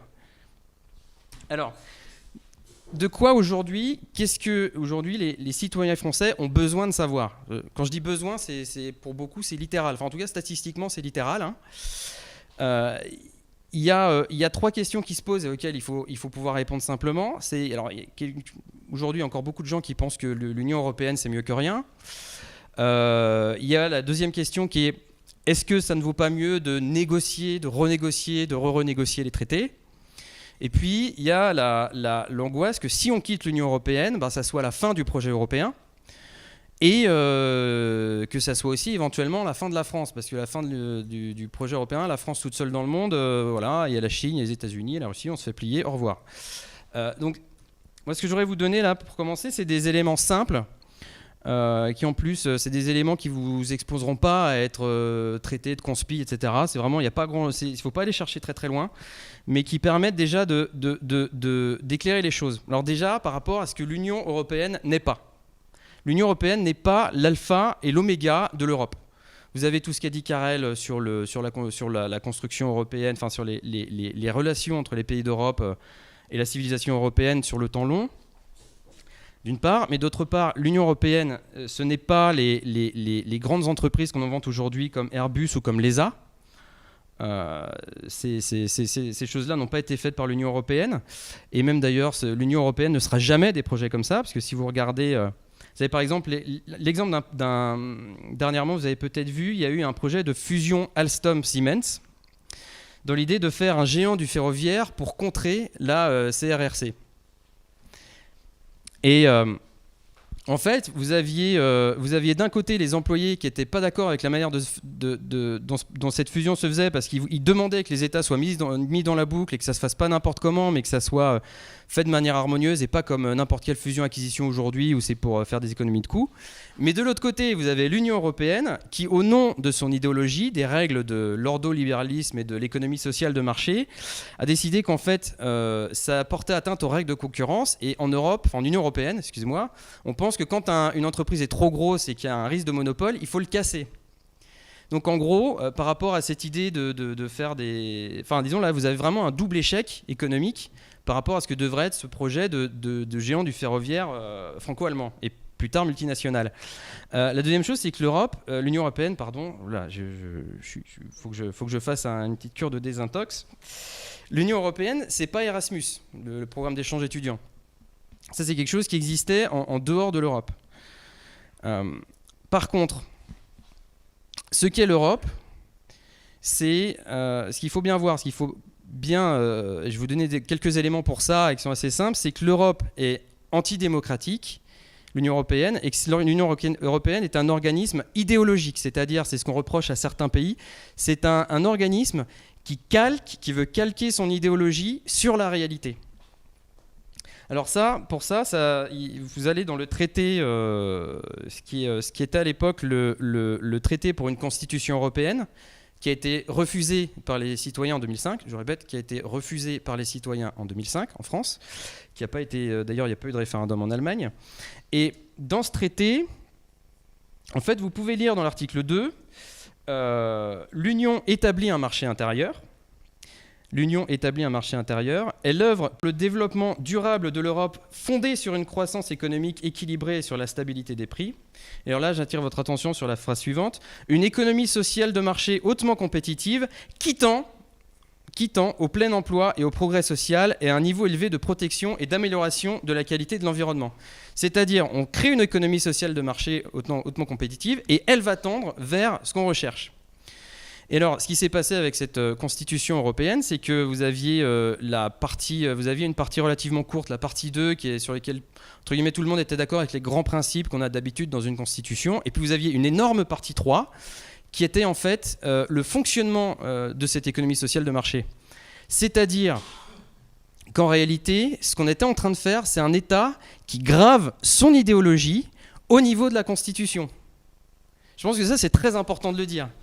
En plus du fait que ce projet a été refusé, précisément pour cette raison-là, et que derrière on se dit bah écoutez, on va vous le repasser par la petite porte et que ça soit aujourd'hui le traité sur l'Union européenne et le traité sur le fonctionnement de l'Union européenne.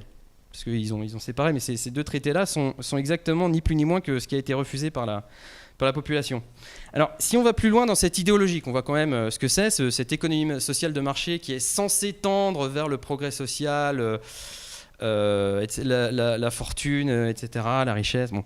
Ben, en fait, cette économie sociale de marché, ça vient de quelque chose qui a été développé en Allemagne et qui a été associé au miracle économique allemand. C'est censé être aujourd'hui, quand vous regardez un peu ce qui se dit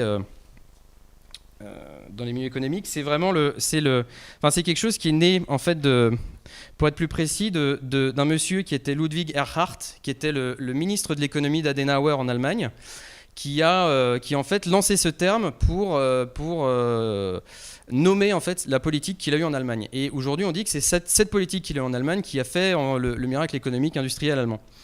Alors, c'est un peu faux parce que quand vous regardez les programmes de la CDU, à l'époque, le parti d'Adenauer et notamment des documents qui ont été faits par la fédération d'Adenauer, il se trouve que la CDU était pas vraiment pour une économie de marché telle qu'on l'entend aujourd'hui, c'est-à-dire pas d'intervention d'État, on casse les monopoles, etc. Pour eux, ils étaient pour une certaine dose de planification, notamment en termes de difficultés économiques. Ils étaient pour une participation, une économie participative où vous aviez des chambres. Cette planification devait se faire par des chambres économiques avec des représentants des salariés, des consommateurs et en lien avec le Parlement. Donc c'est même très très proche du socialisme de Mendes France de 62, même si derrière ils ne sont pas pour une intervention pure d'État. Et ils étaient pour que certains services comme le charbon soient nationalisés. Donc c'était pas du tout il y avait autre chose que l'économie de marché à l'époque en Allemagne. Et d'ailleurs, le miracle économique allemand s'est fait aussi par une intégration réussie de millions de réfugiés qui venaient de l'Europe de l'Est. Donc ça, il faudrait qu'on m'explique, si l'économie sociale de marché avait permis à l'époque d'intégrer des millions de réfugiés, il faudrait qu'on m'explique pourquoi aujourd'hui ça se passe aussi mal. Bon. Et alors, ce qui est intéressant, c'est ce terme social, parce que d'habitude, quand on entend économie de marché, la plupart des gens aujourd'hui, ils fuient. Je ne sais pas s'il faut que je développe ici en fait, les problèmes et les contradictions qu'il y a dans... Si, je vais quand même le faire un peu, c'est-à-dire qu'il y a quand même deux problèmes avec l'économie de marché, avec ce truc-là. C'est le premier, c'est que vous avez les 4 libertés fondamentales dont parlait Carrel, la liberté de circulation des capitaux, des biens, des services et des personnes. Mais vous avez une liberté fondamentale qui n'est pas là, qui est interdite, c'est la liberté de s'organiser à une échelle nationale. Ça, c'est interdit. Et éventuellement de s'organiser tout court. Et la deuxième chose qui est liée, c'est une vision un peu naïve des stratégies économiques des êtres humains et des personnes morales, de dire qu'en gros, les gens ne voient pas au-delà du bout de leur nez, et ils ont une stratégie qui est à court terme et à courte vue, et puis cette somme-là, ça fait en sorte que les égoïsmes individuels fassent l'intérêt général. Et ça néglige totalement que non, l'être humain ne fonctionne pas comme ça, que les personnes morales et les grands dirigeants ont et même n'importe quel citoyen en fait, a une vision d'ensemble de comment fonctionne le système, et que du coup, ça marche pas. Ça marche pas. Vous allez faire un système où vous dites on va réguler les marchés par un ensemble législatif, et puis vous avez en fait les grandes multinationales qui vont derrière faire du lobbying pour faire leurs propres lois et quelque part pour changer le cadre. Donc ça fonctionne pas. Et alors cette couche sociale, de économie sociale de marché, parce qu'on peut dire c'est une économie de marché, mais avec un peu quand même on aide un peu les gens. Il y a, en fait, il se trouve que ce qui est compliqué à définir, c'est qu'il n'y a pas, même si c'est l'idéologie officielle de l'Europe, il n'y a pas de papier qui dit, à l'époque, qui disait l'économie sociale de marché, c'est ça. Donc il y a une ambiguïté sur le fait de est-ce qu'on va donner des aides sociales aux gens, ou est-ce que c'est le marché lui-même qui est social, etc. En fait, l'idée en fait, de ces gens-là, d'Erhard et des gens qui y a autour, c'est que l'économie de marché est naturellement sociale parce qu'elle met le consommateur au cœur du système. Vous voyez ? Alors aujourd'hui, il y a un autre exemple de quelque chose où aujourd'hui, par exemple dans les hôpitaux, on met le patient au cœur du système, on voit comment ça se passe, hein, c'est pas exactement ça. Mais c'est cette idée-là qu'en gros, quand vous avez un système qui est compétitif, naturellement, il va devenir social. C'est pour ça qu'en Allemagne, aujourd'hui, vu les dirigeants actuels ont gobé cette idéologie, ils n'ont aucun problème, si jamais c'est moins compétitif, à dire, écoutez, les aides sociales, c'est au revoir, on baisse la masse salariale, on met 20% des salariés en dessous des 2/3 du salaire médian, c'est-à-dire moins de 1 200 €, et on avance comme ça. Donc c'est pas vraiment, disons que c'est pas vraiment social, quoi. Et par contre, il y a un truc qui est important là-dedans, c'est la défiance vis-à-vis de l'État. Parce que déjà, par contre, ce que vous voyez dans les programmes de la CDU de l'époque, c'est qu'il y a une confusion entre ce qu'a fait Hitler, qui était un national-socialiste, et ce que sont des véritables politiques socialistes. Il y a cette confusion-là, et dans la tête d'une personne comme Erhard, qui elle-même était un opposant au régime nazi, lui, en fait, ce qu'il dit, c'est que l'intervention de l'État est dangereuse et brutale, que les politiques que mène De Gaulle en France, ce genre de politique en Allemagne pourrait conduire à l'émergence d'un nouveau nationalisme destructeur en Allemagne. Donc il est vraiment très très très opposé à une intervention d'État telle qu'on l'a connue en France.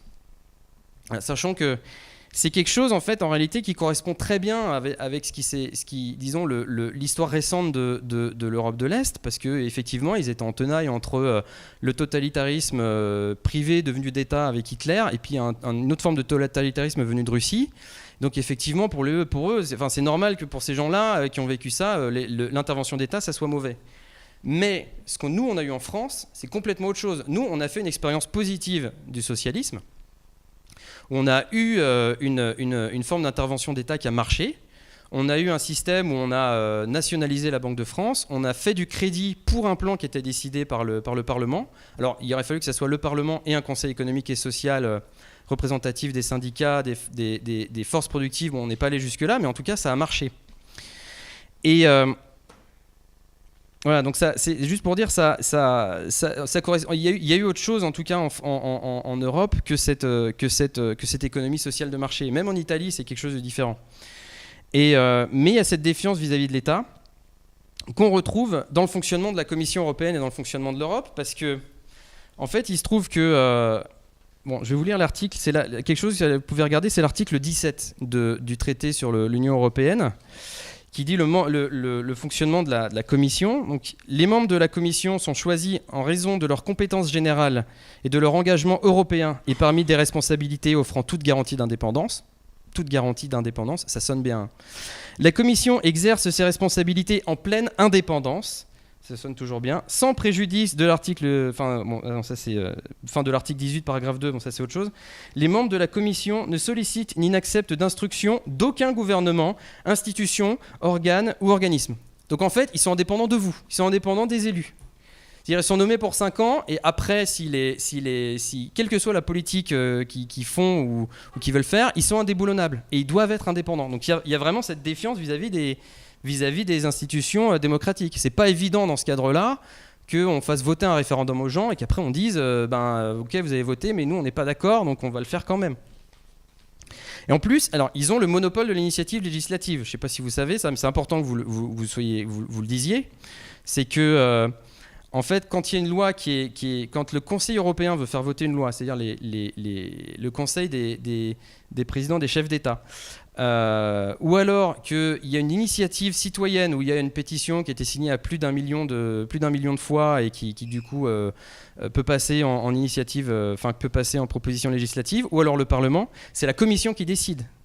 Ça passe pour la Commission, elle dit oui ou non.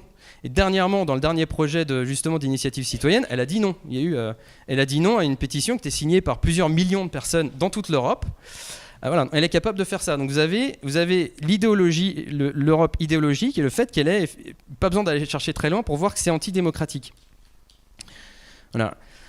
Alors là-dessus, effectivement, il y a, comme disait Benoît, il y a tout à changer. Ce serait plus simple de repartir de zéro. Mais donc maintenant, si on parle, parce que il y a aussi autre chose, c'est que là où on est quand même dans une impasse vis-à-vis de cette Europe, il n'y a pas besoin de parler de choses horribles. C'est dans le principe, chaque fois que par peur de vous retrouver dans une situation, genre par peur de vous retrouver dans la même situation que la Deuxième Guerre mondiale, vous allez à fond dans une idéologie et que vous dites voilà c'est ça qu'il faut faire, etc., mais que vous réfléchissez pas à ce qui se passe à côté, en fait vous vous exposez à créer les conditions à créer exactement le cauchemar que vous vouliez éviter.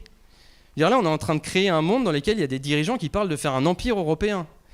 On a aujourd'hui la plupart des gens on a de plus en plus de gens qui, en France ou même dans toute l'Europe, y compris en Allemagne, qui sont moins attachés à l'Union européenne, et parce que du coup ils en ont ras-le-bol, ils sont dans une logique de repli sur soi.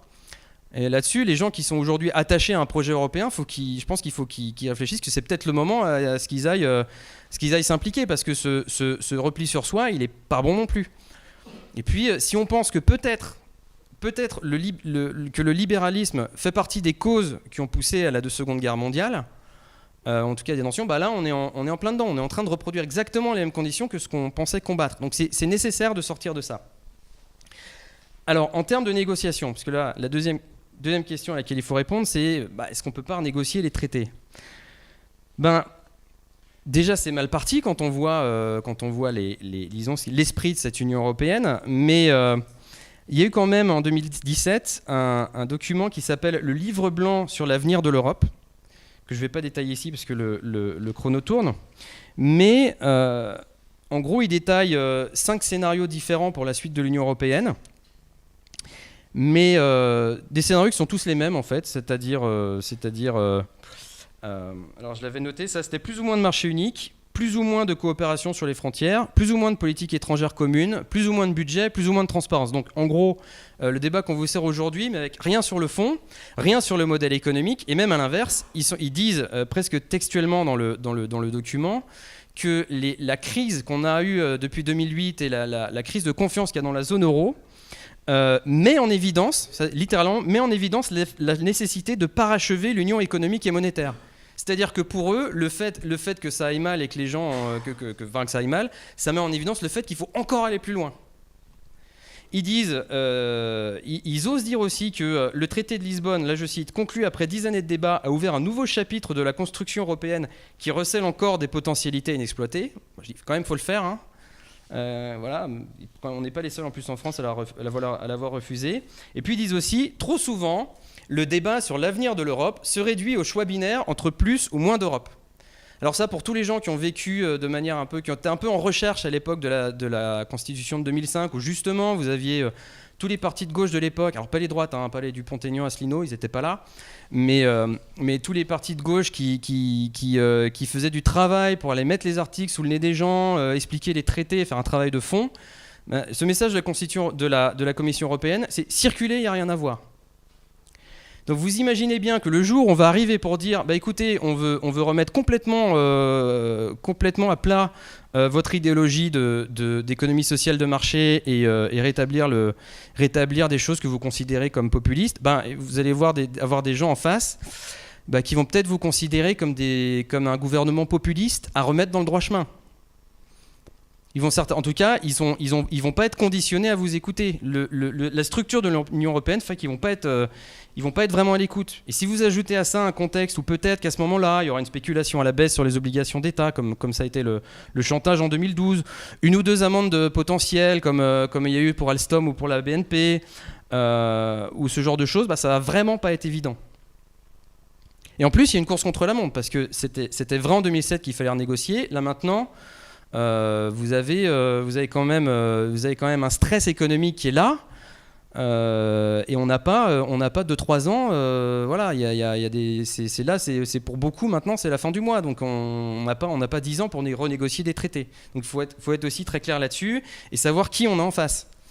Qu'a priori, en tout cas, on peut travailler éventuellement. Il faut proposer des choses, mais l'Union européenne elle-même telle qu'elle est va vraiment pas être réceptive. Et il va falloir se donner une limite, c'est-à-dire dans 1 an, dans 2 ans, je ne sais pas, dans 3 ans, mais voilà, à un moment donné, il faut faire une politique publique très vite, ne serait-ce que pour l'urgence sociale. L'heure tourne, donc il va falloir donner une deadline à ces négociations. Alors là-dessus, la troisième question, qui est en fait la question la plus importante dans cette stratégie de dissolution de l'UE, doublement, c'est en quoi la fin de l'Union européenne signifie pas du tout la fin de la coopération européenne, et éventuellement la fin du rayonnement de la France, mais qu'il y a des opportunités.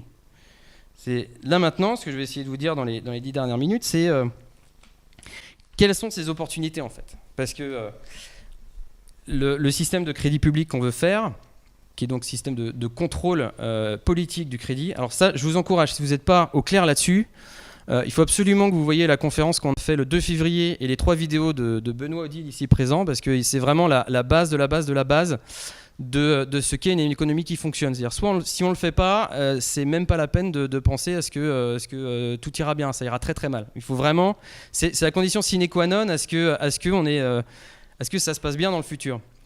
Mais une fois qu'on a un système de crédit public, on va pouvoir, c'est ce qu'on a dit pendant la présidentielle, émettre et financer 100 milliards d'euros par an de grands projets. Ce n'est pas un chiffre qui sort de nulle part. Ces 100 milliards d'euros, ça correspond à l'équivalent de l'effort qui a été fait pour le New Deal de Roosevelt. C'est 5% du PIB, donc 100 milliards d'euros. Là-dessus, ça veut dire que des projets comme le canal Seine-Nord, où on ne va pas se poser la question 30 000 ans de savoir si on va le financer ou pas, c'est un projet qui a la traîne depuis 25 ans et qui permet de connecter le réseau fluvial européen. Donc ça, on va le faire, ça va être automatique. Il y a des tas de choses qu'on va pouvoir amorcer en France.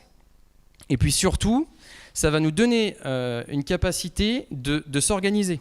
C'est-à-dire que même au sein du fonctionnement de l'Union européenne tel que c'est aujourd'hui, quand vous travaillez, quand vous que vous avez la possibilité de vous organiser à l'échelle d'un État, comme le fait d'ailleurs la Chine aujourd'hui, et que vous avez en face un groupement d'États qui se sabordent en disant il faut laisser faire, il ne faut pas des entreprises trop grosses, etc., vous avez quand même une marge de manœuvre qui est significative. Là-dessus, une des choses qui... Bon, ça, non, j'y reviendrai plus tard. En tout cas, il y a ces opportunités-là. Et il y a l'opportunité d'établir des coopérations internationales, c'est-à-dire que ça nous permet aussi de faire ce que la Chine fait et que nous, on ne fait pas. Quand on propose des grands projets aux pays étrangers, c'est de proposer en même temps des solutions de financement. Si on peut proposer par exemple d'installer des centrales nucléaires en Roumanie, ils seraient partants pour ça, et de leur filer en même temps des crédits sur 30 ans pour qu'ils puissent le faire.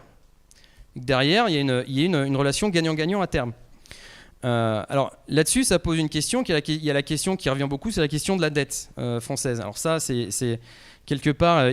Déjà, il faut savoir que cette dette sera payée dans la monnaie nationale, donc ça sera pas ça sera un problème qui est moins grand que ce qu'on tente de nous faire croire. Et puis il va falloir très vite aussi faire un audit de la dette, parce que pour trier ce qui est légitime, des dettes légitimes et illégitimes. Ça, c'est aussi quelque chose. Si on ne le fait pas, ça va mal se passer, mais il faut absolument le faire dès la sortie, pour avoir justement la force de frappe qui va nous permettre de créer des opportunités avec nos partenaires et de leur faire des propositions. Donc, quelles propositions on va leur faire ? Déjà, il va falloir, au niveau mondial, appeler à un nouveau changement de système économique. Ne serait-ce que parce que on va être identifié comme tel, c'est-à-dire qu'on va être vraiment en rupture avec le système économique existant, et autant le dire, autant être très clair sur nos intentions, parce qu'il y aura très certainement dans les médias des choses comme ça, des petites attaques médiatiques ou des choses qui tendront à faire passer la France comme un État voyou, ou pourquoi la France n'est plus une économie de marché, etc. Donc c'est important de faire cet appel-là, et il sera certainement bien entendu par des pays qui attendent que ça, en fait, notamment les BRICS et les pays d'Afrique.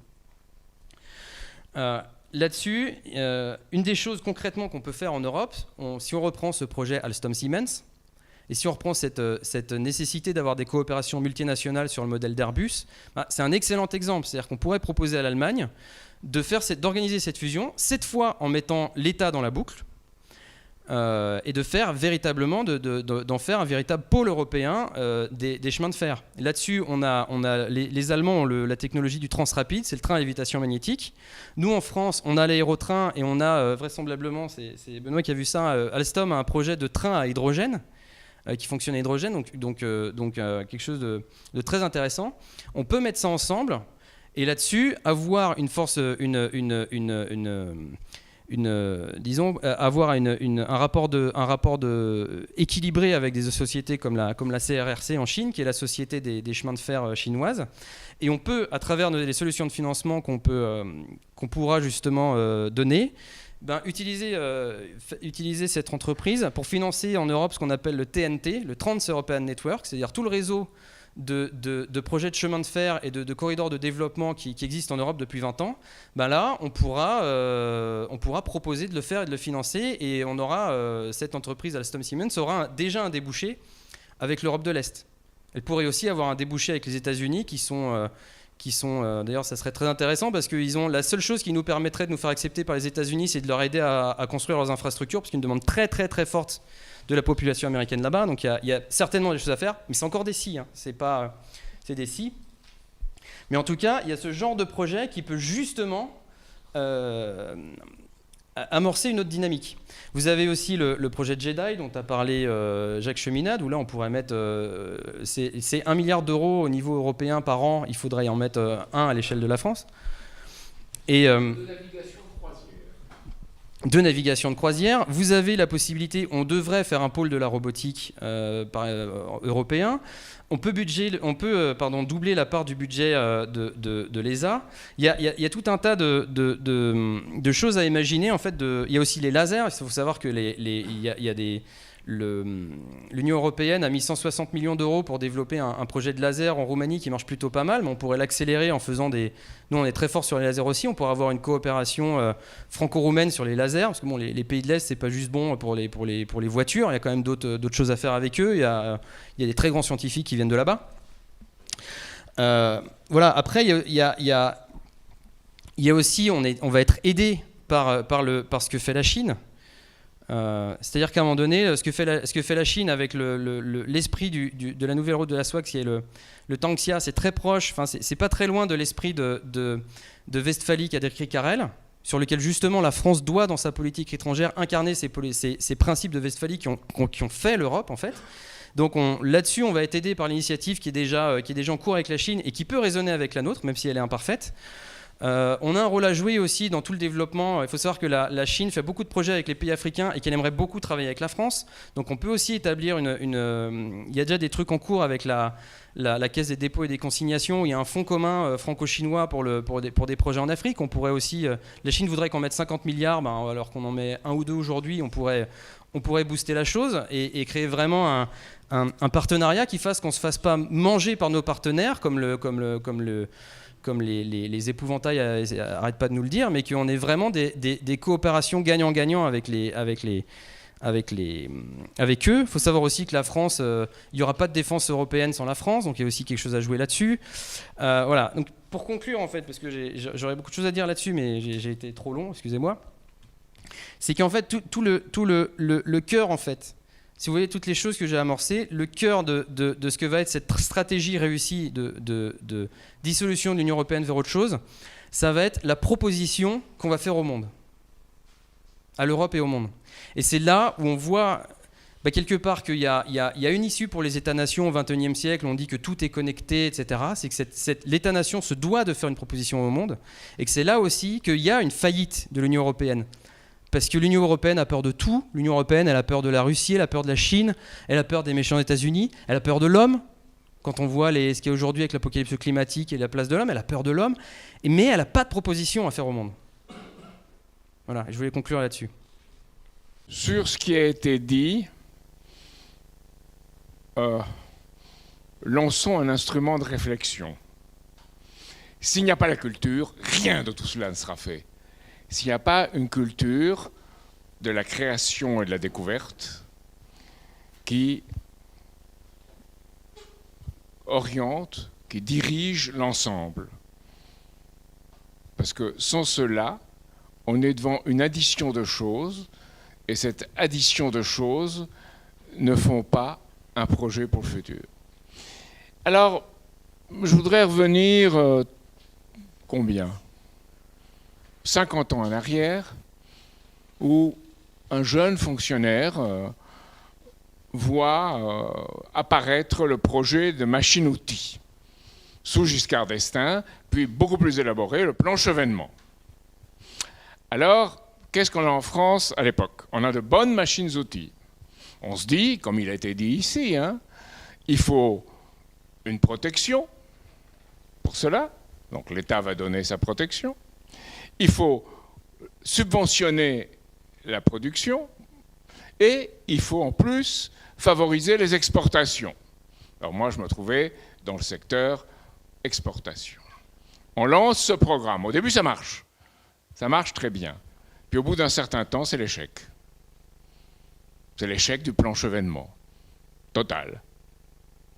Alors, évidemment, formellement, ça apparaît avoir réuni par rapport à un ensemble de machines existantes et de procédés existants, ça semble avoir réuni les conditions d'un succès. Ben non, c'est un échec. Et alors on dira oui, l'État ne doit pas intervenir dans l'économie, l'État, ça montre bien, ne peut pas réussir dans cela. Et on en tire la conclusion, et ça devient toute la politique du Parti socialiste ensuite, lorsqu'il a été au pouvoir, qui dit...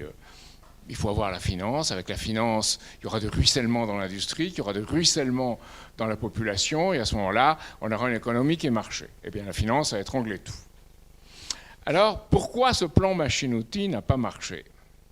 Alors, on peut prendre les choses une à une, et c'est très intéressant pour notre réflexion. Parce qu'en France, il n'y a pas de respect pour la formation professionnelle. Je dois dire, c'est le seul éloge que je ferai, il y a un seul bon ministre de la formation professionnelle en France, il s'appelait Jean-Luc Mélenchon. Bon, je ferme ma parenthèse. Donc il n'y a pas de formation professionnelle, il n'y a pas d'apprentissage organisé, il n'y a pas un esprit industriel, où celui-ci a en partie disparu, et il y a des ingénieurs, mais sous l'ingénieur, il n'y a pas tout ce qui fait la structure d'une industrie, en particulier dans la machine-outil. Donc, il n'y a pas vraiment un esprit de transformation dans la machine-outil, parce qu'il n'y a pas la base dans les entreprises non plus, il n'y a pas la base des salariés qui pourraient la porter. Pourquoi? Parce qu'on fait des salaires, disons, peu élevés, et on pense faire du profit grâce à des salaires peu élevés, ce qui est la pire bêtise qu'on puisse faire dans un secteur de pointe. Et enfin, il y a des subventions à la production, ce qui est une bêtise, et pas de subvention à la recherche. Donc, évidemment, on favorise des productions sans l'esprit de la production. Alors vous me direz, je suis en train de parler de choses qui sont un peu hors du sujet, qui sont des choses qu'on peut discuter, c'est une question philosophique, voire théologique. Pas du tout. Parce qu'il y a un pays où il a réussi, et où on a gardé la machine-outil. Vous savez comment il s'appelle en Europe? La Suisse. Un peu l'Autriche, un peu l'Allemagne, mais surtout la Suisse. Pourquoi la Suisse l'a gardé? Et là, ça devient très intéressant. Parce que ce n'est pas la machine-outil. C'est ce que Larouche appelle le principe de machine-outil, qui est quelque chose de très différent. Le principe de machine-outil, c'est que vous savez que la machine-outil doit incarner tout un ensemble de productions qui soit porté par la création et la découverte humaine. Alors, c'est très intéressant de voir comment la différence entre la Suisse et la France. En France, vous avez l'École nationale d'administration et l'École polytechnique. L'École polytechnique. Grands prêtres de la science qui iront soit dans l'administration, soit pire encore, progressivement au cours des années, dans la finance. Pas très bon pour la machine-outil. En Suisse, vous avez deux écoles fédérales. C'est l'État, hein, fédéral. L'École polytechnique fédérale de Lausanne et l'École polytechnique fédérale de Zurich. Dans ces deux écoles, on forme à peu près quelques milliers de jeunes, dont 40% lorsqu'ils rentrent ont été apprentis, donc qui ont déjà une expérience très jeune de cela. Et en plus, dans l'armée, on a un esprit de milice qu'on crée comme une volonté d'aller nourrir ce projet industriel du pays. Et avec une agriculture qu'on défend par ailleurs, pour pouvoir être indépendant. Donc, il y a cet esprit général esprit de machine-outil, et en fait, principe de machine-outil. C'est un principe. Et ça a été la grande différence entre les deux. Donc, il y a un pays qui a su les conserver et l'autre pas. Et ça, c'est essentiel pour réfléchir beaucoup plus profondément à ce que doit être le monde de demain, où il faut un esprit de projet de machine-outil. Et là, la France, c'est ce qui est terrible. Nous avons des inventeurs, Nous avons un bon niveau qui est en train de se perdre à l'école et dans la science. Nous sommes en train de perdre tout ça aujourd'hui, notamment dans le nucléaire. Avec ce gouvernement imbécile de Lionel Jospin, on a arrêté, par exemple, l'EPR et on a arrêté aussi le surgénérateur, on a arrêté tout ça, on a perdu les équipes, on a perdu la substance et le projet industriel, le principe de machine-outil est tombé à l'eau. On a fait de la sous-traitance avec des salariés à bas prix et maintenant, dans le nucléaire, il est vraiment pas très bon. En plus, on a nommé des gens parachutés d'un niveau financier ou de cabinet ministériel, comme l'horrible Anne Lauvergeon. Donc, voilà. Et voilà, je pense, le défi qui est porté aujourd'hui. Quelle idée se fait-on de la France? Quelle idée se fait-on de l'avenir? Et la machine-outil, incarnant par rapport à toute une politique d'ensemble qui va depuis l'école maternelle jusqu'à la santé publique, qui s'insère dans un ensemble. Ce n'est pas une chose en soi, c'est un principe. Et aujourd'hui, nous sommes dans un pays qui manque drôlement de principes.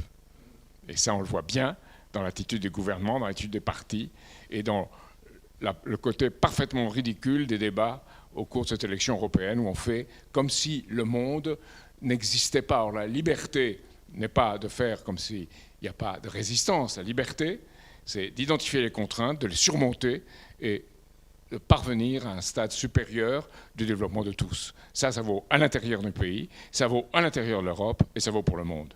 Et c'est là que la France doit se reprendre si elle veut devenir, ce qui est son rôle dans l'histoire, catalyseur, inspirateur, médiateur. On peut être bon pour la diplomatie si c'est la bonne, et avoir à nouveau un rôle dans le monde. Sans ça, notre rôle par rapport aux géants de la technologie que sont les États-Unis, très liés au militaire, et c'est le grand danger, et la Chine qui apparaît maintenant, sans ça, l'Europe n'aura plus aucune place, et la France encore moins. Voilà, c'est pour ça qu'il faut se battre et comprendre que ce principe de machine-outil, il est dans votre combat quotidien. Ce n'est pas quelque chose d'abstrait en l'air. Vous n'écoutez pas aujourd'hui des choses intéressantes, mais vous devez devenir à votre tour acteur et développer le principe et les choses prises ici. Et ça, c'est le défi. Parce qu'en France, on voit très souvent des gens qui admirent beaucoup certaines idées, qui restent là, mais après, ils restent plantés, ne les communiquent pas et deviennent pas à leur tour inspirateurs. Donc c'est un défi qui vous est donné. On est peu, donc le défi est grand, mais raison de plus pour le relever et se battre pour l'appliquer. Et vous verrez que très vite dans ce pays, beaucoup de choses se réveilleront, comme elles se sont réveillées au début du mouvement des Gilets jaunes, mais ne se sont pas accomplies parce qu'il n'y a pas eu suffisamment le sens d'un projet. Maintenant, c'est à nous de le donner. C'est à nous pour se battre pour cela. Nous l'avons réussi dans certains domaines au sein des Gilets jaunes, mais c'est insuffisant. On doit le réussir à une échelle beaucoup plus vaste, et c'est là que chacun d'entre nous doit se sentir concerné, parce que penser sans agir, ce n'est pas penser. Voilà. Sur cette note très optimiste et très engageante, je vous présente le futur journal qui sort demain. Nouvelle solidarité, reconstruire la cathédrale européenne pour l'Europe des États et des projets, si j'ai bien compris, il y a une petite correction. Et dans lequel vous pourrez trouver, parce que évidemment, s'engager, c'est penser, il faut aussi penser pour s'engager. Donc il y a les 6 points que l'on pense être fondamentaux, existentiels pour la survie de la France et de l'Europe. Vous les verrez en vous abonnant déjà au journal, si ça n'est pas déjà fait.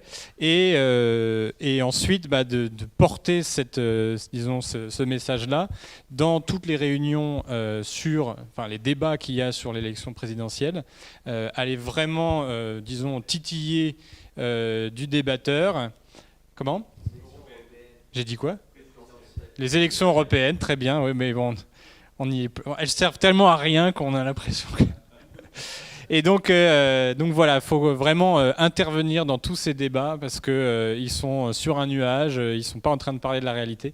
Donc allez-y vraiment avec bonheur, avec joie. On vous fournit des munitions et voilà, donc on vous y retrouvera très bientôt. Merci à tous ceux qui ont suivi en direct et merci à vous qui ont fait le déplacement. Voilà, merci beaucoup. Et pour ceux qui regardent la vidéo en différé, vous pouvez poser toutes vos questions en nous appelant directement au standard de Solidarité et Progrès, parce que les mails, ça suffit pas, il faut nous appeler directement et nous rencontrer. Voilà.